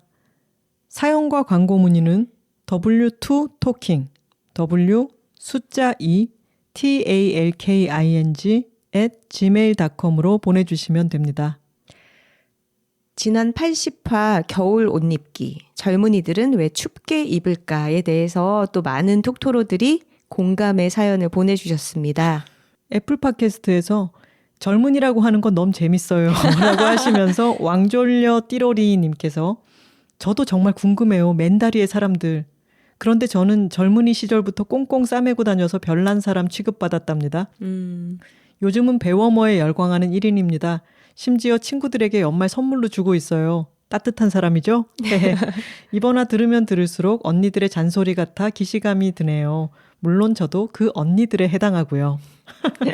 배워머가 정말 일파만파 대한민국을 뒤흔들고 있는 것 같아요. 아주 전파력이 강한데 이따가 배워머 사용 중이신 분들의 메일도 읽어드리도록 하겠습니다.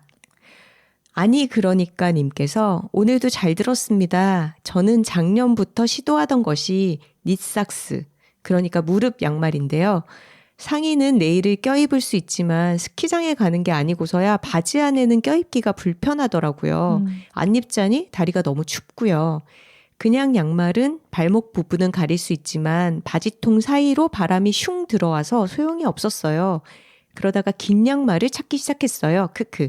무릎까지 오는 양말을 신으니까 활동하기에도 편하고 따뜻하고 좋네요.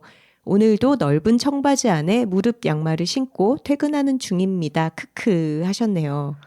하지만 청바지. 그것도 넓은 청바지.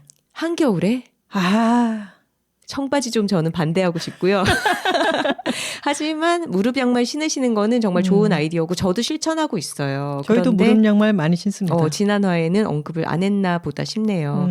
요즘 통이 넓은 바지가 유행하잖아요. 네. 이럴 때 바지 가랑이 사이로 바람 슝슝 들어오지 않습니까? 그리고 데님은 얼음장 그 자체가 되어버립니다. 맞아요. 겨울에 청바지 이 천 소재 자체가 찬바람 받으면 받는 대로 보냉제가 돼버리는 그런 소재잖아요. 청바지는 좀 겨울에는 피하셨으면 좋겠고 저는 그거 잔소리지 않나요? 죄송해요. 죄송합니다. 제가 잔소리 진짜 싫어하는데 잔소리를 하고 있네. 그냥 안타까운 마음에 우리 따뜻하게 지내자고요. 어쨌거나 저는 겨울에는 주로 울 소재의 조금 넓은 바지를 입으면서 내복을 입고 그 위에 또 무릎 양말까지 신습니다. 그러면 아주 따뜻해지죠. 천하무적이다. 밖에 나갈 때 외출할 일 있을 때는 그렇게 아니면은 골덴 바지, 코듀로이 바지, 네. 코듀로이 바지 밑에 내복과 무릎 양말을 신고요. 그렇지 않을 때는 거의 기모 추리닝 차림입니다. 코듀로이에 대해서 댓글을 달아주셨어요. 네. 오에오니 님께서 안녕하세요. 도쿄에서 한 해 한 해 소중히 듣고 있는 이웃나라 톡토로입니다. 댓글에도 일본 계신 분들이 심심찮게 보여서 반갑네요. 여들톡에서 늘 좋은 정보를 얻고 있어서 저도 정보 공유차 처음으로 댓글 달아봅니다. 골댕은 일본어 단어 고루텐이 우리에게 전해지며 변형된 말이라고 합니다. 고루텐은 세로로 고리지게 짜인 직물을 뜻하는 코듀로이의 앞글자 코르드의 일본식 발음 고루와 벨벳의 한역인 천하융, 일본어로는 덴가주의 앞글자 덴을 따서 결합한 단어입니다. 와. 세로로 고리진 벨벳과 비슷한 직물이라는 뜻으로 만들어진 말이라고 하네요. 완전 복잡한 합성어였네요. 그러게요. 소개해 주신 댓글에서는 골댕 제품을 취급하는 회사 혹은 브랜드의 고유명사에서 유래되었다고 하시며 영어 단어 골든의 일본식 발음이 아닐까 하시는 의견을 주셨던 것 같은데 일본에서의 정설과는 다른 것 같아 조심스럽게 정보 공유 드려봅니다. 참고로 일본에서도 최근엔 고루댕보다는 코듀로이라는 말을 많이 쓴다고 하네요. 이렇게 정정보도 해주셔서 고맙습니다. 이렇게 여들톡이 한일 정보 교류의 장이 되어가네요. 아니 우리 톡토로 분들이 정말 언어 감각이 굉장히 예민하신 분들이 많아요. 박사흘 님께서도 댓글을 남겨주셨습니다. 안녕하세요. 나고야에서 보내주신 일본 톡토로 분의 댓글을 듣고 지나가던 국어학도로서 오지랖 댓글을 남겨봅니다. 야, 진짜 이게 정말 한일 문화 정보 교류의 장이지 않나요? 그렇습니다. 우리가 민간 외교를 하고 있다고 할 수 있죠. 저기 높으신 분께서는 예산을 그렇게 많이 쓰면서 엑스포 유치에 실패를 하셨는데 저희는 예산 한 푼 쓰지 않고 이렇게 민간 외교의 장을 활발하게 만들고 있습니다. 우선 외래어를 한글로 표기할 때 받침에는 기역, 니은, 리을, 미음, 비읍, 시옷, 이응 7개만 쓰는데요.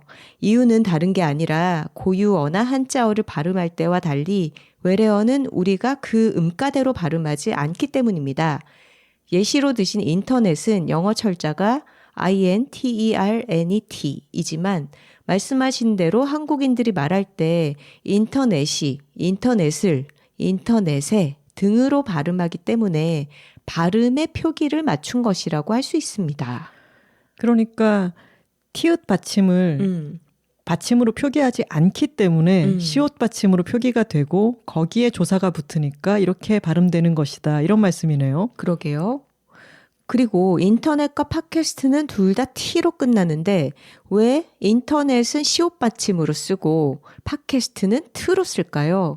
이처럼 무성 파열음 프크트로 끝나는 외래어를 우리말로 옮길 때 받침으로 적거나 또는 을을 받쳐 적는데 인터넷은 첫 번째 경우 중에서 짧은 모음 뒤에 오는 무성 파열음 트는 받침으로 적는다는 원칙에 해당됩니다.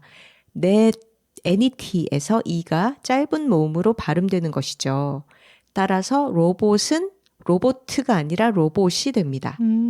다만 뒤에 작가님들께서 언급하신 것처럼 배구나 배드민턴 경기장의 네트는 관용을 인정한 예외가 되겠습니다. 같은 경우로 메리트, 쇼크도 있습니다. 그러니까 메릿 쇼크이 아니라 이렇게 쓴다. 그렇죠. 인터넷이랑 메리트는 똑같은 영어 단어의 조합 방식인데 이렇게 다른 거죠. 받침으로 적는 또 다른 경우도 있지만 생략하고 이외에는 모두 을을 붙여 적는 두 번째 경우에 해당하므로 팟캐스트이 아닌 팟캐스트가 됩니다. 팟캐스트.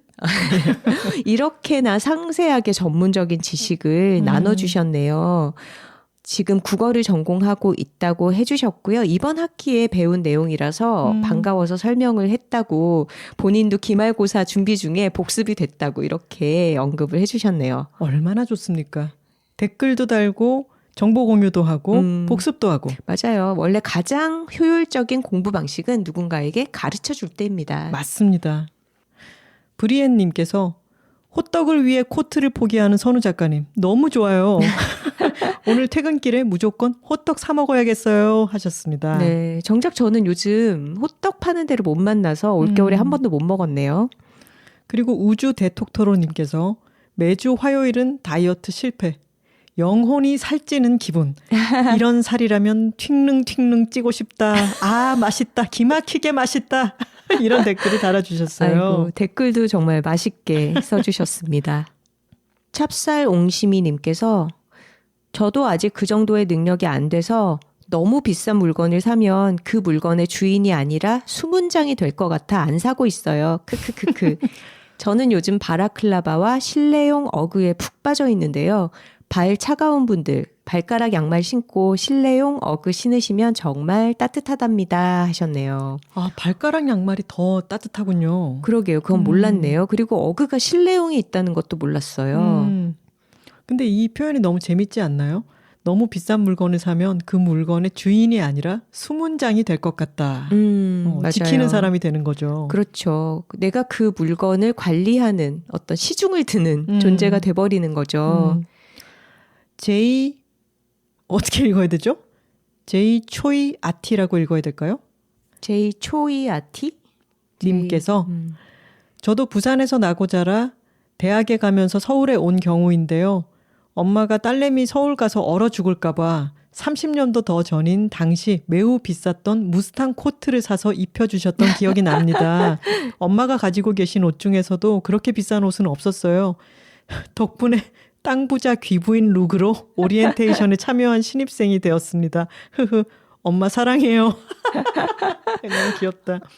이 제이 초이 아티님께서 저희 또래신 것 같아요. 그렇죠? 그때 무스탕 유행했어요. 맞아요. 그때 90년대 중반에. 근데 요즘도 좀 그 유행이 돌아오기는 했는데 무스탕이 유행했고 저도 정말 똑같이 대학 입학했다고 선물 겸 딸내미 얼어 죽을까 봐 걱정되는 겸 해서 엄마 아빠가 그때 당시 굉장히 고가의 무스탕을 사주셨는데 저는 지금도 그 가격의 옷을 못 사거든요. 너무 비싸서. 근데 그때는 이제 정말 얼어 죽지 마라 이런 애정의 표현을 가족에게 받은 게 제 의생활의 가장 어떤 정점이 아니었나 싶습니다. 부산 사람들에게는 서울은 거대한 시련이죠. 무서운 곳이죠. 라떼니마님께서 하나님의 간절한 부탁을 모른 채 할 수 없어 기모바지 구입했어요. 한번 입어는 드릴게 이런 마음으로 받아보기도 전에 벗지 못할 느낌이 확 듭니다 하셨는데 후기 남겨주십시오. 저에게 고마워하실 겁니다. 네, 밑에 마곡톡토로님께서 하나님의 부탁이라고 하니까 뭔가 거룩한 부탁인 느낌이라고 또 웃어주셨네요. 아, 자주 후원해 주시는 달토로님 또 이번에도 호방하게 쏴주신 꿈꾸는 눈썹님 항상 저희가 언급하진 않지만 후원 정말 고맙습니다. 감사합니다. 방구석 혼코노님께서 마스크 정말 공감합니다. 저는 의료기관에서 일하고 있어서 코로나가 잠잠해져도 의무적으로 마스크를 끼고 일하는데요. 확실히 감기가 덜 오는 것 같아요.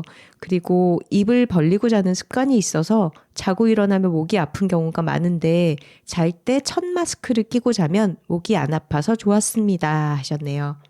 저도 요새 자고 아침에 일어날 때 목이 까끌거리는 경우가 많은데 첫 마스크를 끼고 자면 더 낫겠네요.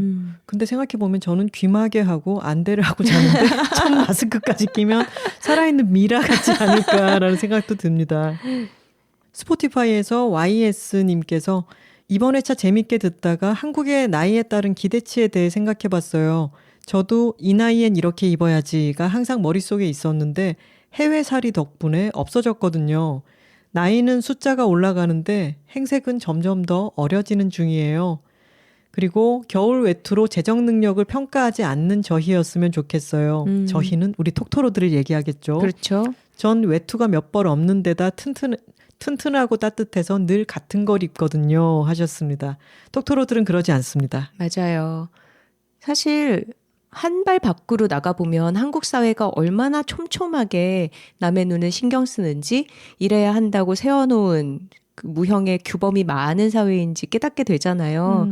근데 이 한국 사회에 속해 있는 우리가 생각을 바꿔나가면 그 사람들이 다수가 되는 때도 오지 않을까요? 보다 톡토로님께서 이런 얘기도 남겨주셨어요. 총회룩. 학부모들이 학교에 모임을 하러 갈 때 있는 힘껏 떨쳐 입고 간다는 그 총회룩 얘기죠. 지난주에 나눴던 총회룩의 기본 전제 조건은 그곳에 나오는 사람들이 명품을 알아볼 수 있는 눈을 가지고 있어야 해요. 뭐가 명품인지 아닌지 알 수 없는 사람들 앞에선 아무리 둘러도 티가 나지 않겠죠. 딸아이 초등학교에 엄마들이 올 때 보면 다들 단정하고 수수하게 입고 오시던데 혹시 제가 무지해서 그런 걸까요? 사실은 다 명품이었나?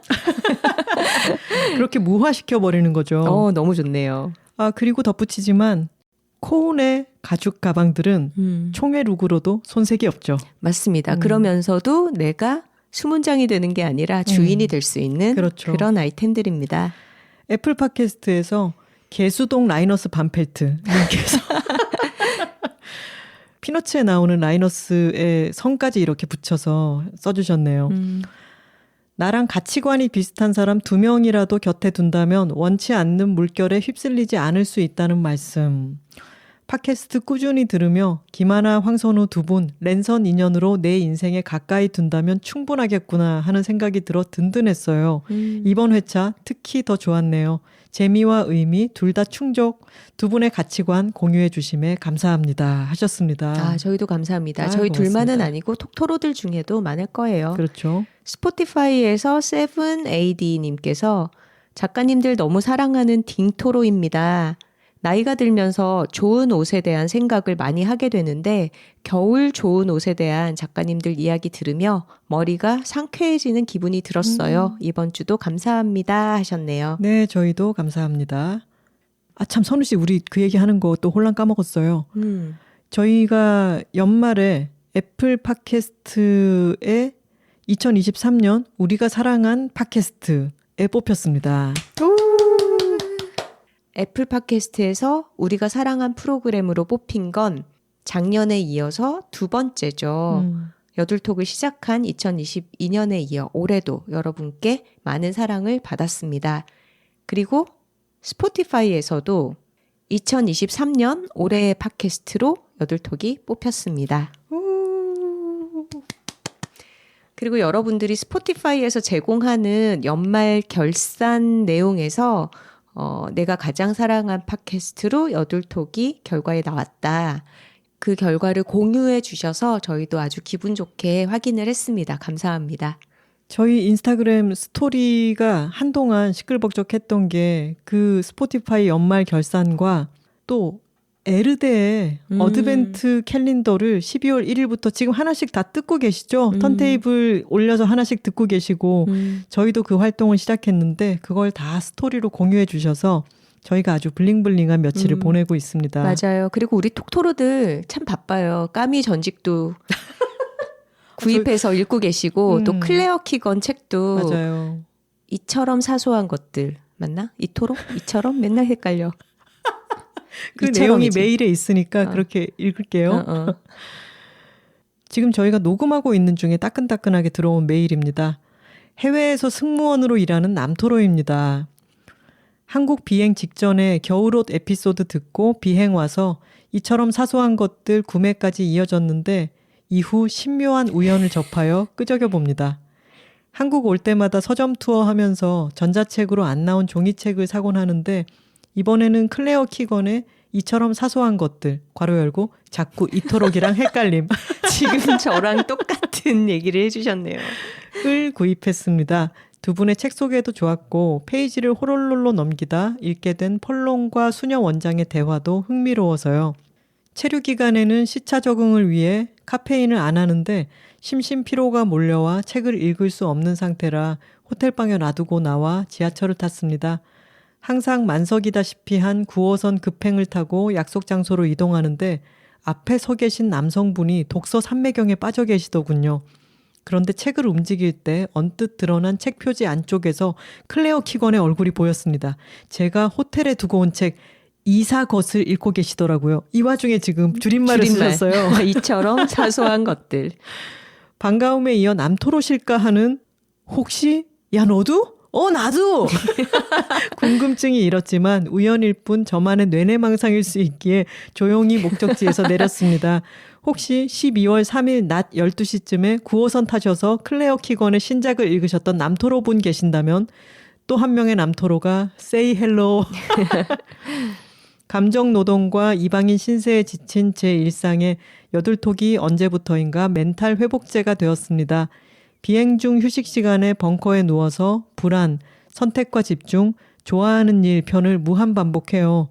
시끄럽고 불편하고 멀쩡한 사람도 불안하게 만드는 비행기 안에서도 눈 붙일 수 있게 해주시는 두 분의 편안하면서도 정제된 말씀을 몹시 애정하게 되었습니다. 애정 표현 격하게 하면 두 분께서 진저리 치실까봐 삼가겠습니다. 저희 격하게 하는 거 좋아합니다. 판타지 쓰는 작가가 목표인데 목표를 이루어 여드레드 시간에 제 작품이 소개되는 상상을 하며 이만 줄입니다. 먼 곳에서나마 응원합니다. 추신. 황선우 작가님 설치미술 활동은 여전히 왕성히 하고 계신지요? 설치미술 활동이라는 것은 옷 쌓아놔서 탑 만드는 그거 말씀하시는 거죠? 그렇죠. 저만 내복 두께별, 사이즈별, 소재별로 구비해놓고 두 겹씩 껴입는 거 아니죠? 라고 하셨습니다. 네, 내복 두 겹. 저는 내복 한 겹 그리고 다른 일상복을 또 껴입는 편이긴 한데 네, 뭐 두 겹도 응원합니다. 근데 이 승무원 남토로님 말고도 예전에 어느 분께서 먼 나라로 가서 오래 체류하시게 된 거예요. 근데 처음 가보는 낯선 곳에 상륙을 해서 숙소에 가서 모든 것이 다 어색하고 좀 불안하기도 한데 팟캐스트를 틀었더니 우리 목소리가 딱 나오는 순간 마음이 편안하다. 내가 여기서 안정감 있게 지낼 수 있겠구나 라는 생각을 하셨대요. 저는 그 말씀이 너무 감사했습니다. 맞아요. 그리고 저희 팟캐스트 듣다가 주무신다는 분들 이 승무원 남토로님 외에도 많이 계신데 저희는 기분 나쁘지 않습니다. 전혀. 그럼요. 여러분들의 숙면을 도울 수 있다면 아주 큰 기쁨이고요. 그런 잠은 좋은 잠입니다. 맞습니다. 1분 넘게만 들으시면은 그게 재생 횟수로 올라간다는데 그 주무시고 나면은 또 들으실 거 아니에요. 재생 횟수 올라가는 거죠, 뭐. 메릴랜드에 계시는 메릴톡토로님이 이번에도 메일 주셨네요. 이번 80화 겨울 옷 입기 편을 듣고 생각나는 예전 일이 있어서 사연을 적어봅니다. 저희 큰아이가 10대 시절일 때 한겨울에도 반바지에 반소매 티셔츠 차림이고 외출할 땐 그 위에 패딩만 걸치고 맨발에 슬리퍼일 때가 대부분이라 제가 엄청 잔소리를 하곤 했어요. 하지만 16살, 17살 먹은 남자아이에겐 그야말로 잔소리일 뿐이라 먼저 자녀를 다 키우신 지인분께 한참 하소연을 하니 그분이 하시는 말씀이 철이 없어서 그래. 아직 철, 그러니까 계절을 몰라. 추운 줄도 모르고 이제 나이 좀 들면 나아지니 좀 기다려봐 라고 하시더군요. 그때 그 말씀을 듣고는 그 철이 그 철, 그러니까 계절을 말하는 걸까 하며 재미있다는 생각을 했습니다. 저희 큰아이는 여전히 한겨울에도 얼주가이긴 하지만 이제는 추운 날엔 긴 바지에 스웨셔츠에 양말 챙겨 신는 30대 어른이 되었습니다. 철이 들었네요. 철을 알게 된 거기도 하죠. 이번 화에 요즘 한겨울에도 배가 드러난 상의나 맨다리로 다니는 젊은이들 얘기하시는 걸 듣다가 문득 예전에 철을 몰라 그래 하시던 지인의 말이 생각나서 웃다가 정말 그 철이 그 철 맞을 수 있겠다는 생각이 들었습니다. 사실 저만 해도 30대 후반까진 메릴랜드보다 훨씬 더 추운 뉴욕에 살면서도 내복은 아예 없이 살았던 것 같은데 나이 들수록 춥고 더운데 더 민감해져서 이제는 11월이면 내복 챙겨 입는 사람이 되었답니다. 그리고 내복뿐 아니라 김하나 작가님처럼 배 부분이 약간 지저분해진 패딩 조끼를 거의 늘 입고 있고요. 톡토로 분들, 두 분 작가님 말씀처럼 속에 든든하게 챙겨 입으면 어깨가 펴진답니다. 올겨울은 더 춥다는데 따뜻한 속옷 잘 챙겨 입고 어깨 펴고 다니시길요. 두 분 작가님, 톡토로 분들 올겨울도 건강하게 잘 지내시길 바랍니다. 이상입니다 하셨네요. 정말 나이 든다는 게 철에 민감해지는 것 같기도 하지 않나요? 계절의 변화를 더 즐기게도 되고 그것에 맞춰서 생활하는 감각이 더 장착이 되는 것 같아요. 철이 드는 게 그 철을 알게 된다라는 얘기가 아주 재밌네요. 안녕하세요. 저는 1화부터 쭉 여둘톡을 듣다 이제서야 톡토로 이름을 정하고 이제야 첫 메일을 보내는 뒷북의 대명사 둥둥토로입니다. 러브핑코 배우어머 때문에 안 쓸 수가 없어서 몇 자 보냅니다. 지난 화요일 편을 듣고 그간 별 필요 없다고 생각했던 배우어머를 샀습니다. 아빠가 배찬이시라 아빠한테 줄 선물로 사면서 제 것도 샀습니다. 저는 배찬이가 아닌 줄 알았습니다. 그런데 배우어머를 하고 있으니 장기들이 움직였습니다. 꾸물꾸물 느낌이 났습니다. 그렇습니다. 그간 제 장기들은 추위에 떠느라 움직이지 않았던 것이었습니다. 최상의 상태를 모르니 제 배 상태가 문제였던 것을 몰랐던 것이었습니다. 고맙습니다. 배찬이었던 아빠는 뭐라고 하시냐고요? 괄호 열고 안 물었는데 혼자 묻고 혼자 대답. 원래 없는 말은 한 개도 안 하는 아빠라 다음날 바로 신이 나서 물어봤더니 아직 몰라 더 써봐야지 라고 하셨습니다. 하지만 러브핑코 배우어머를 4일째 쓰던 날 야 땡땡아 이거 진짜 좋다. 사람이 자고로 오장육부가 뜨뜻해야 너그러워지는 거야. 배가 차면 짜증이 나는 거라고 아주 좋아 라고 하셨습니다. 배가 따뜻해서 그러신지 그 이후 바로 이어지는 엄마의 잔소리에 아빠는 대응하지 않고 허허거리며 방으로 들어가셨습니다. 평소 불같은 성격인 아빠를 잠재우셨습니다. 러브핑코 배워머로. 이것은 평화를 지키는 평화템입니다. 가족의 평화가 찾아왔습니다. 참 그리고 저희 집 김장을 할 때 팥썰기를 도와주신 동네 이모에게도 괄호 열고 시골에 삽니다. 김장을 120포기 이상을 하는 터라 김장을 하는 밑작업도 어마어마합니다. 그 이모에게도 배워머를 사드렸습니다. 이모가 그 워머를 교회에 가져가는 바람에 동네에 소문이 다 났습니다. 벌써 8개째 주문 중입니다. 저희 동네는 뭐 하나 좋다고 소문나면 동네 이모들이 다 사십니다. 이 작은 시골 동네에 여둘톡 임팩트가 퍼졌습니다. 그리고 실수담 편에 대해서 본인의 실수담도 이렇게 보내주시면서 배워머를 착용하고 계신 배찬이 아버지의 배 부분을 찍어서 이렇게 사진을 보내주셨는데 너무 귀여우시네요. 아니 아버지 그 약간 돌출되어 있는 배 앞에 토끼 얼굴이 딱 새겨져 있는데 정말 너무 웃깁니다. 활발한 이런 장 운동을 곳곳에서 일으키고 있어서 참 뿌듯합니다. 근데 이분 굉장히 만말을 해주셨어요. 정말 자기 몸이 편안해야 가족과의 어떤 신경질적일 수 있는 상황에도 더 친절할 수 있고 그게 별일이 아니고 관대하게 넘어갈 수 있는 거잖아요. 이런 게 바로 수신제가 치국 평천 아니겠습니까? 지금 계속해서 가족 사이에 분란이 일어나고 있는 톡토로 여러분들 혹시 모르니까 러브핑코 배워머를 한번 다들 장착해 보십시오. 내 장이 지금 움직이지 못하고 있는 건 아닌가? 그렇지. 충분히 따뜻한가? 못하고 있을 수 있다. 그러니까 그거부터 한번 살펴보시기를 바랍니다. 저희 정말 10원 한 푼 안 받고 정말 열심히 그러네요. 배워머를 보급하고 있습니다. 네. 하지만 톡토로들의 배가 편안한 것은 또 그럼요. 세상을 이롭게 하는 일이니까. 그럼요. 마지막으로 호두토로님의 메일을 읽어보겠습니다. 제목은 여둘톡은 저의 믿는 구석입니다. 선우하나 작가님 안녕하세요. 저는 호두, 정확히 말하면 호두 과자가 유명한 도시에 사는 호두토로입니다. 저는 초등학교 특수학급에서 아이들을 가르치고 돌보는 일을 하고 있어요. 자폐 스펙트럼 장애나 학습 장애가 있는 아이들을 주로 돌봅니다. 제가 근무하는 곳은 일반 초등학교 내에 특수학급이 있는 형태라 저는 특수교실과 일반 교실을 오가며 아이들이 잘 적응할 수 있도록 도움을 주는 역할을 해요. 저는 일에 보람을 느끼지만 사실 정신적으로 힘들 때가 많아요. 단순하고 반복적인 작업들을 통해 아이들과 더디게 라포를 형성하고 아이들이 학교 생활에 적응하도록 기초를 닦는 일은 진이 빠져요. 때때로 아이들이 돌발 행동을 하거나 거친 모습을 보일 때는 육체적으로도 많이 지칩니다. 처음 이 일을 시작하고는 퇴근하면 물먹은 솜처럼 녹초가 되어 방에 불도 켜지 못하고 가만히 몇 시간이고 누워 있었어요. 어떤 시기는 도무지 책이 눈에 들어오지 않아 갈등 요소라고는 1도 없는 잔잔한 드라마만 줄기차게 찾아보곤 했어요.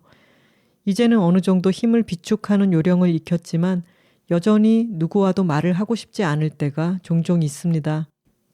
어느 날 운명처럼 찾아온 여둘톡에서 제 마음을 관통하는 문장을 만났어요.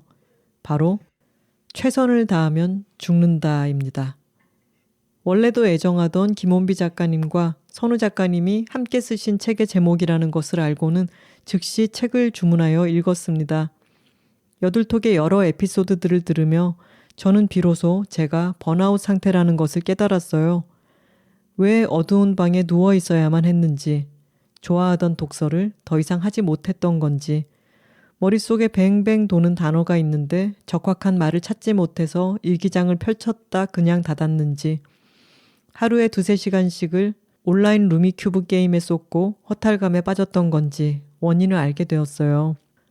여러 톡토로 분들처럼 저 역시 못지않은 복가치스트인지라 평생 알차게 살아야 한다, 허투루 살면 안 된다는 셀프 가스라이팅으로 살아왔거든요. 출근 준비를 하며 영어 강의를 듣거나 재테크 관련한 정보에 관심을 놓지 말아야 한다든가, 그게 아니면 독서라도 꾸준히 해야 한다는 강박이 휘몰이 장단처럼 제 평생을 다그쳐왔어요. 그 기저에는 거대한 불안이 도사리고 있었고요. 그러던 중 선우 작가님과 혼비 작가님이 공주에서 북토크를 하신다는 걸 알게 됐어요. 얼마나 기뻤던지요. 북토크 장소에서 만난 두 분은 혹시 그런 감정 아세요? 동경하던 분을 실제로 만났는데 마음으로 그려왔던 것보다 훨씬 더 좋은 분인 걸 확인할 때 만족감. 내 선택이 틀리지 않았다는 안도감과 덩달아 샘솟는 자기 효능감. 사인을 받기 위해 마주한 작가님들께 덕분에 제가 번아웃임을 알아차렸다며 하루에 3-4시간씩 온라인 루미큐브를 하는 시간들을 지나고 있다 말씀드리니 옆에 계시던 선우 작가님이 저도 그거 해요. 라고 공감해 주셨어요. 왜 때문에 그마저 좋았는지. 선우 하나 작가님, 여둘톡은 요즘 제가 믿는 구석입니다. 불안이 스멀스멀 아지랑이처럼 피어날 때 저는 여둘톡을 들어요. 하나 작가님의 비올라처럼 낮은 그리고 따뜻한 음색은 제 마음을 안정시켜줍니다. 제가 좋아하는 가수 이소라 님도 생각나고요. 제 마음의 밑바닥이 흙먼지로 뒤덮일 때 하나 작가님의 음성을 떠올립니다. 신기하게 마음이 차분해져요. 그리고 여러 톡토로님들의 고민에 대한 선우 작가님의 차분한 조언과 섬세한 위로가 그 사연이 제 것이 아님에도 저를 덩달아 토닥여줍니다. 북토크를 다녀온 후 여둘톡을 연이어 들으며 꼭 감사 편지를 보내고 싶다는 생각을 했어요. 이 마음을 표현하고 싶다. 좋은 걸 좋다고 말하고 싶다는 욕구가 마구 밀려왔어요. 긴 터널 끝에 작은 빛이 보여요. 여둘톡을 생각하면 떠오르는 그림이에요. 차곡차곡 쌓여있는 여둘톡 에피소드가 79개나 된다는 게 정말 좋습니다. 이제 곧 80개가 되겠네요. 오늘 81개를 만들었습니다. 계속해서 들을 수 있는 목록이 있다는 건 부자가 된 기분이에요. 그냥 참 좋아요. 제 이기심으로 평생 여둘톡 진행해 주세요 라고 조르고 싶을 만큼 좋습니다. 마음을 꾹꾹 담아 감사를 전합니다. 건강하세요. 호두토로 드림. 북토크에 오셨던 이야기에 상세한 내용을 적어주셔서 어떤 분이셨는지 제가 기억이 나네요. 네, 와주셔서 반가웠습니다. 스포티파이 연말 결산에 따르면 저희의 가장 인기 에피소드가 아니라 가장 실제로 많이 공유된 에피소드는 51화 네, 불안을 다스리는 법 이었다고 합니다. 그만큼 불안해하는 사람도 많고, 그리고 내가 이 에피소드를 듣고 불안이 조금은 덜어진 만큼 불안해하는 다른 친구들에게도 이것을 권하고 싶었던 그런 분들이 많으셨다는 뜻이겠죠. 네. 링크를 복사해서 공유하거나 SNS에 올리신 분들이 가장 많았던 에피소드였습니다. 아까 승무원 남토로님도 저희 팟캐스트를 들으면서 마음의 안정을 찾으신다고 하는데 많은 사람을 응대해야 하는 직종에 계신 분이라거나 긴장도가 높을 수밖에 없는 직업을 갖고 계신 분들, 스트레스가 많으신 분들을 친구로 두신 톡토로님들은 톡권을 해주시면 어떨까요? 네. 톡권 주간. 교회 전도 주간 있잖아. 그거를 만들어야겠다. 네. 지금 연말부터 1월까지 톡권 주간으로 선포하겠습니다. 좋은 걸 좋다고들 말하세요. 톡토로들 한 명당 2명씩 친구 데려오면 되겠다. 아, 피라미드 같은 다단계처럼. 네. 다음 주부터 검사하겠어요. 톡권해주신 분들 저희에게 알려주시면 감사하겠습니다. 네. 좋은 걸 좋다고 말하기 여둘톡 81화는 변화하는 세상에 적응하는 법이었습니다. 여둘 레드에서는 간결하게 아름답고 튼튼해서 오래 쓸 수 있는 가죽 제품 코온 레더를 소개했습니다. 코온 레더 자사몰에서 톡토로 할인 코드를 잊지 마세요. 12월 한 달 동안 10% 할인이 적용됩니다. 톡토로 뒤에는 여둘톡이 있고 여둘톡 뒤에는 톡토로가 있습니다. 저희는 다음 주에 다른 주제로 돌아오겠습니다. 고맙습니다. 화요일입니다.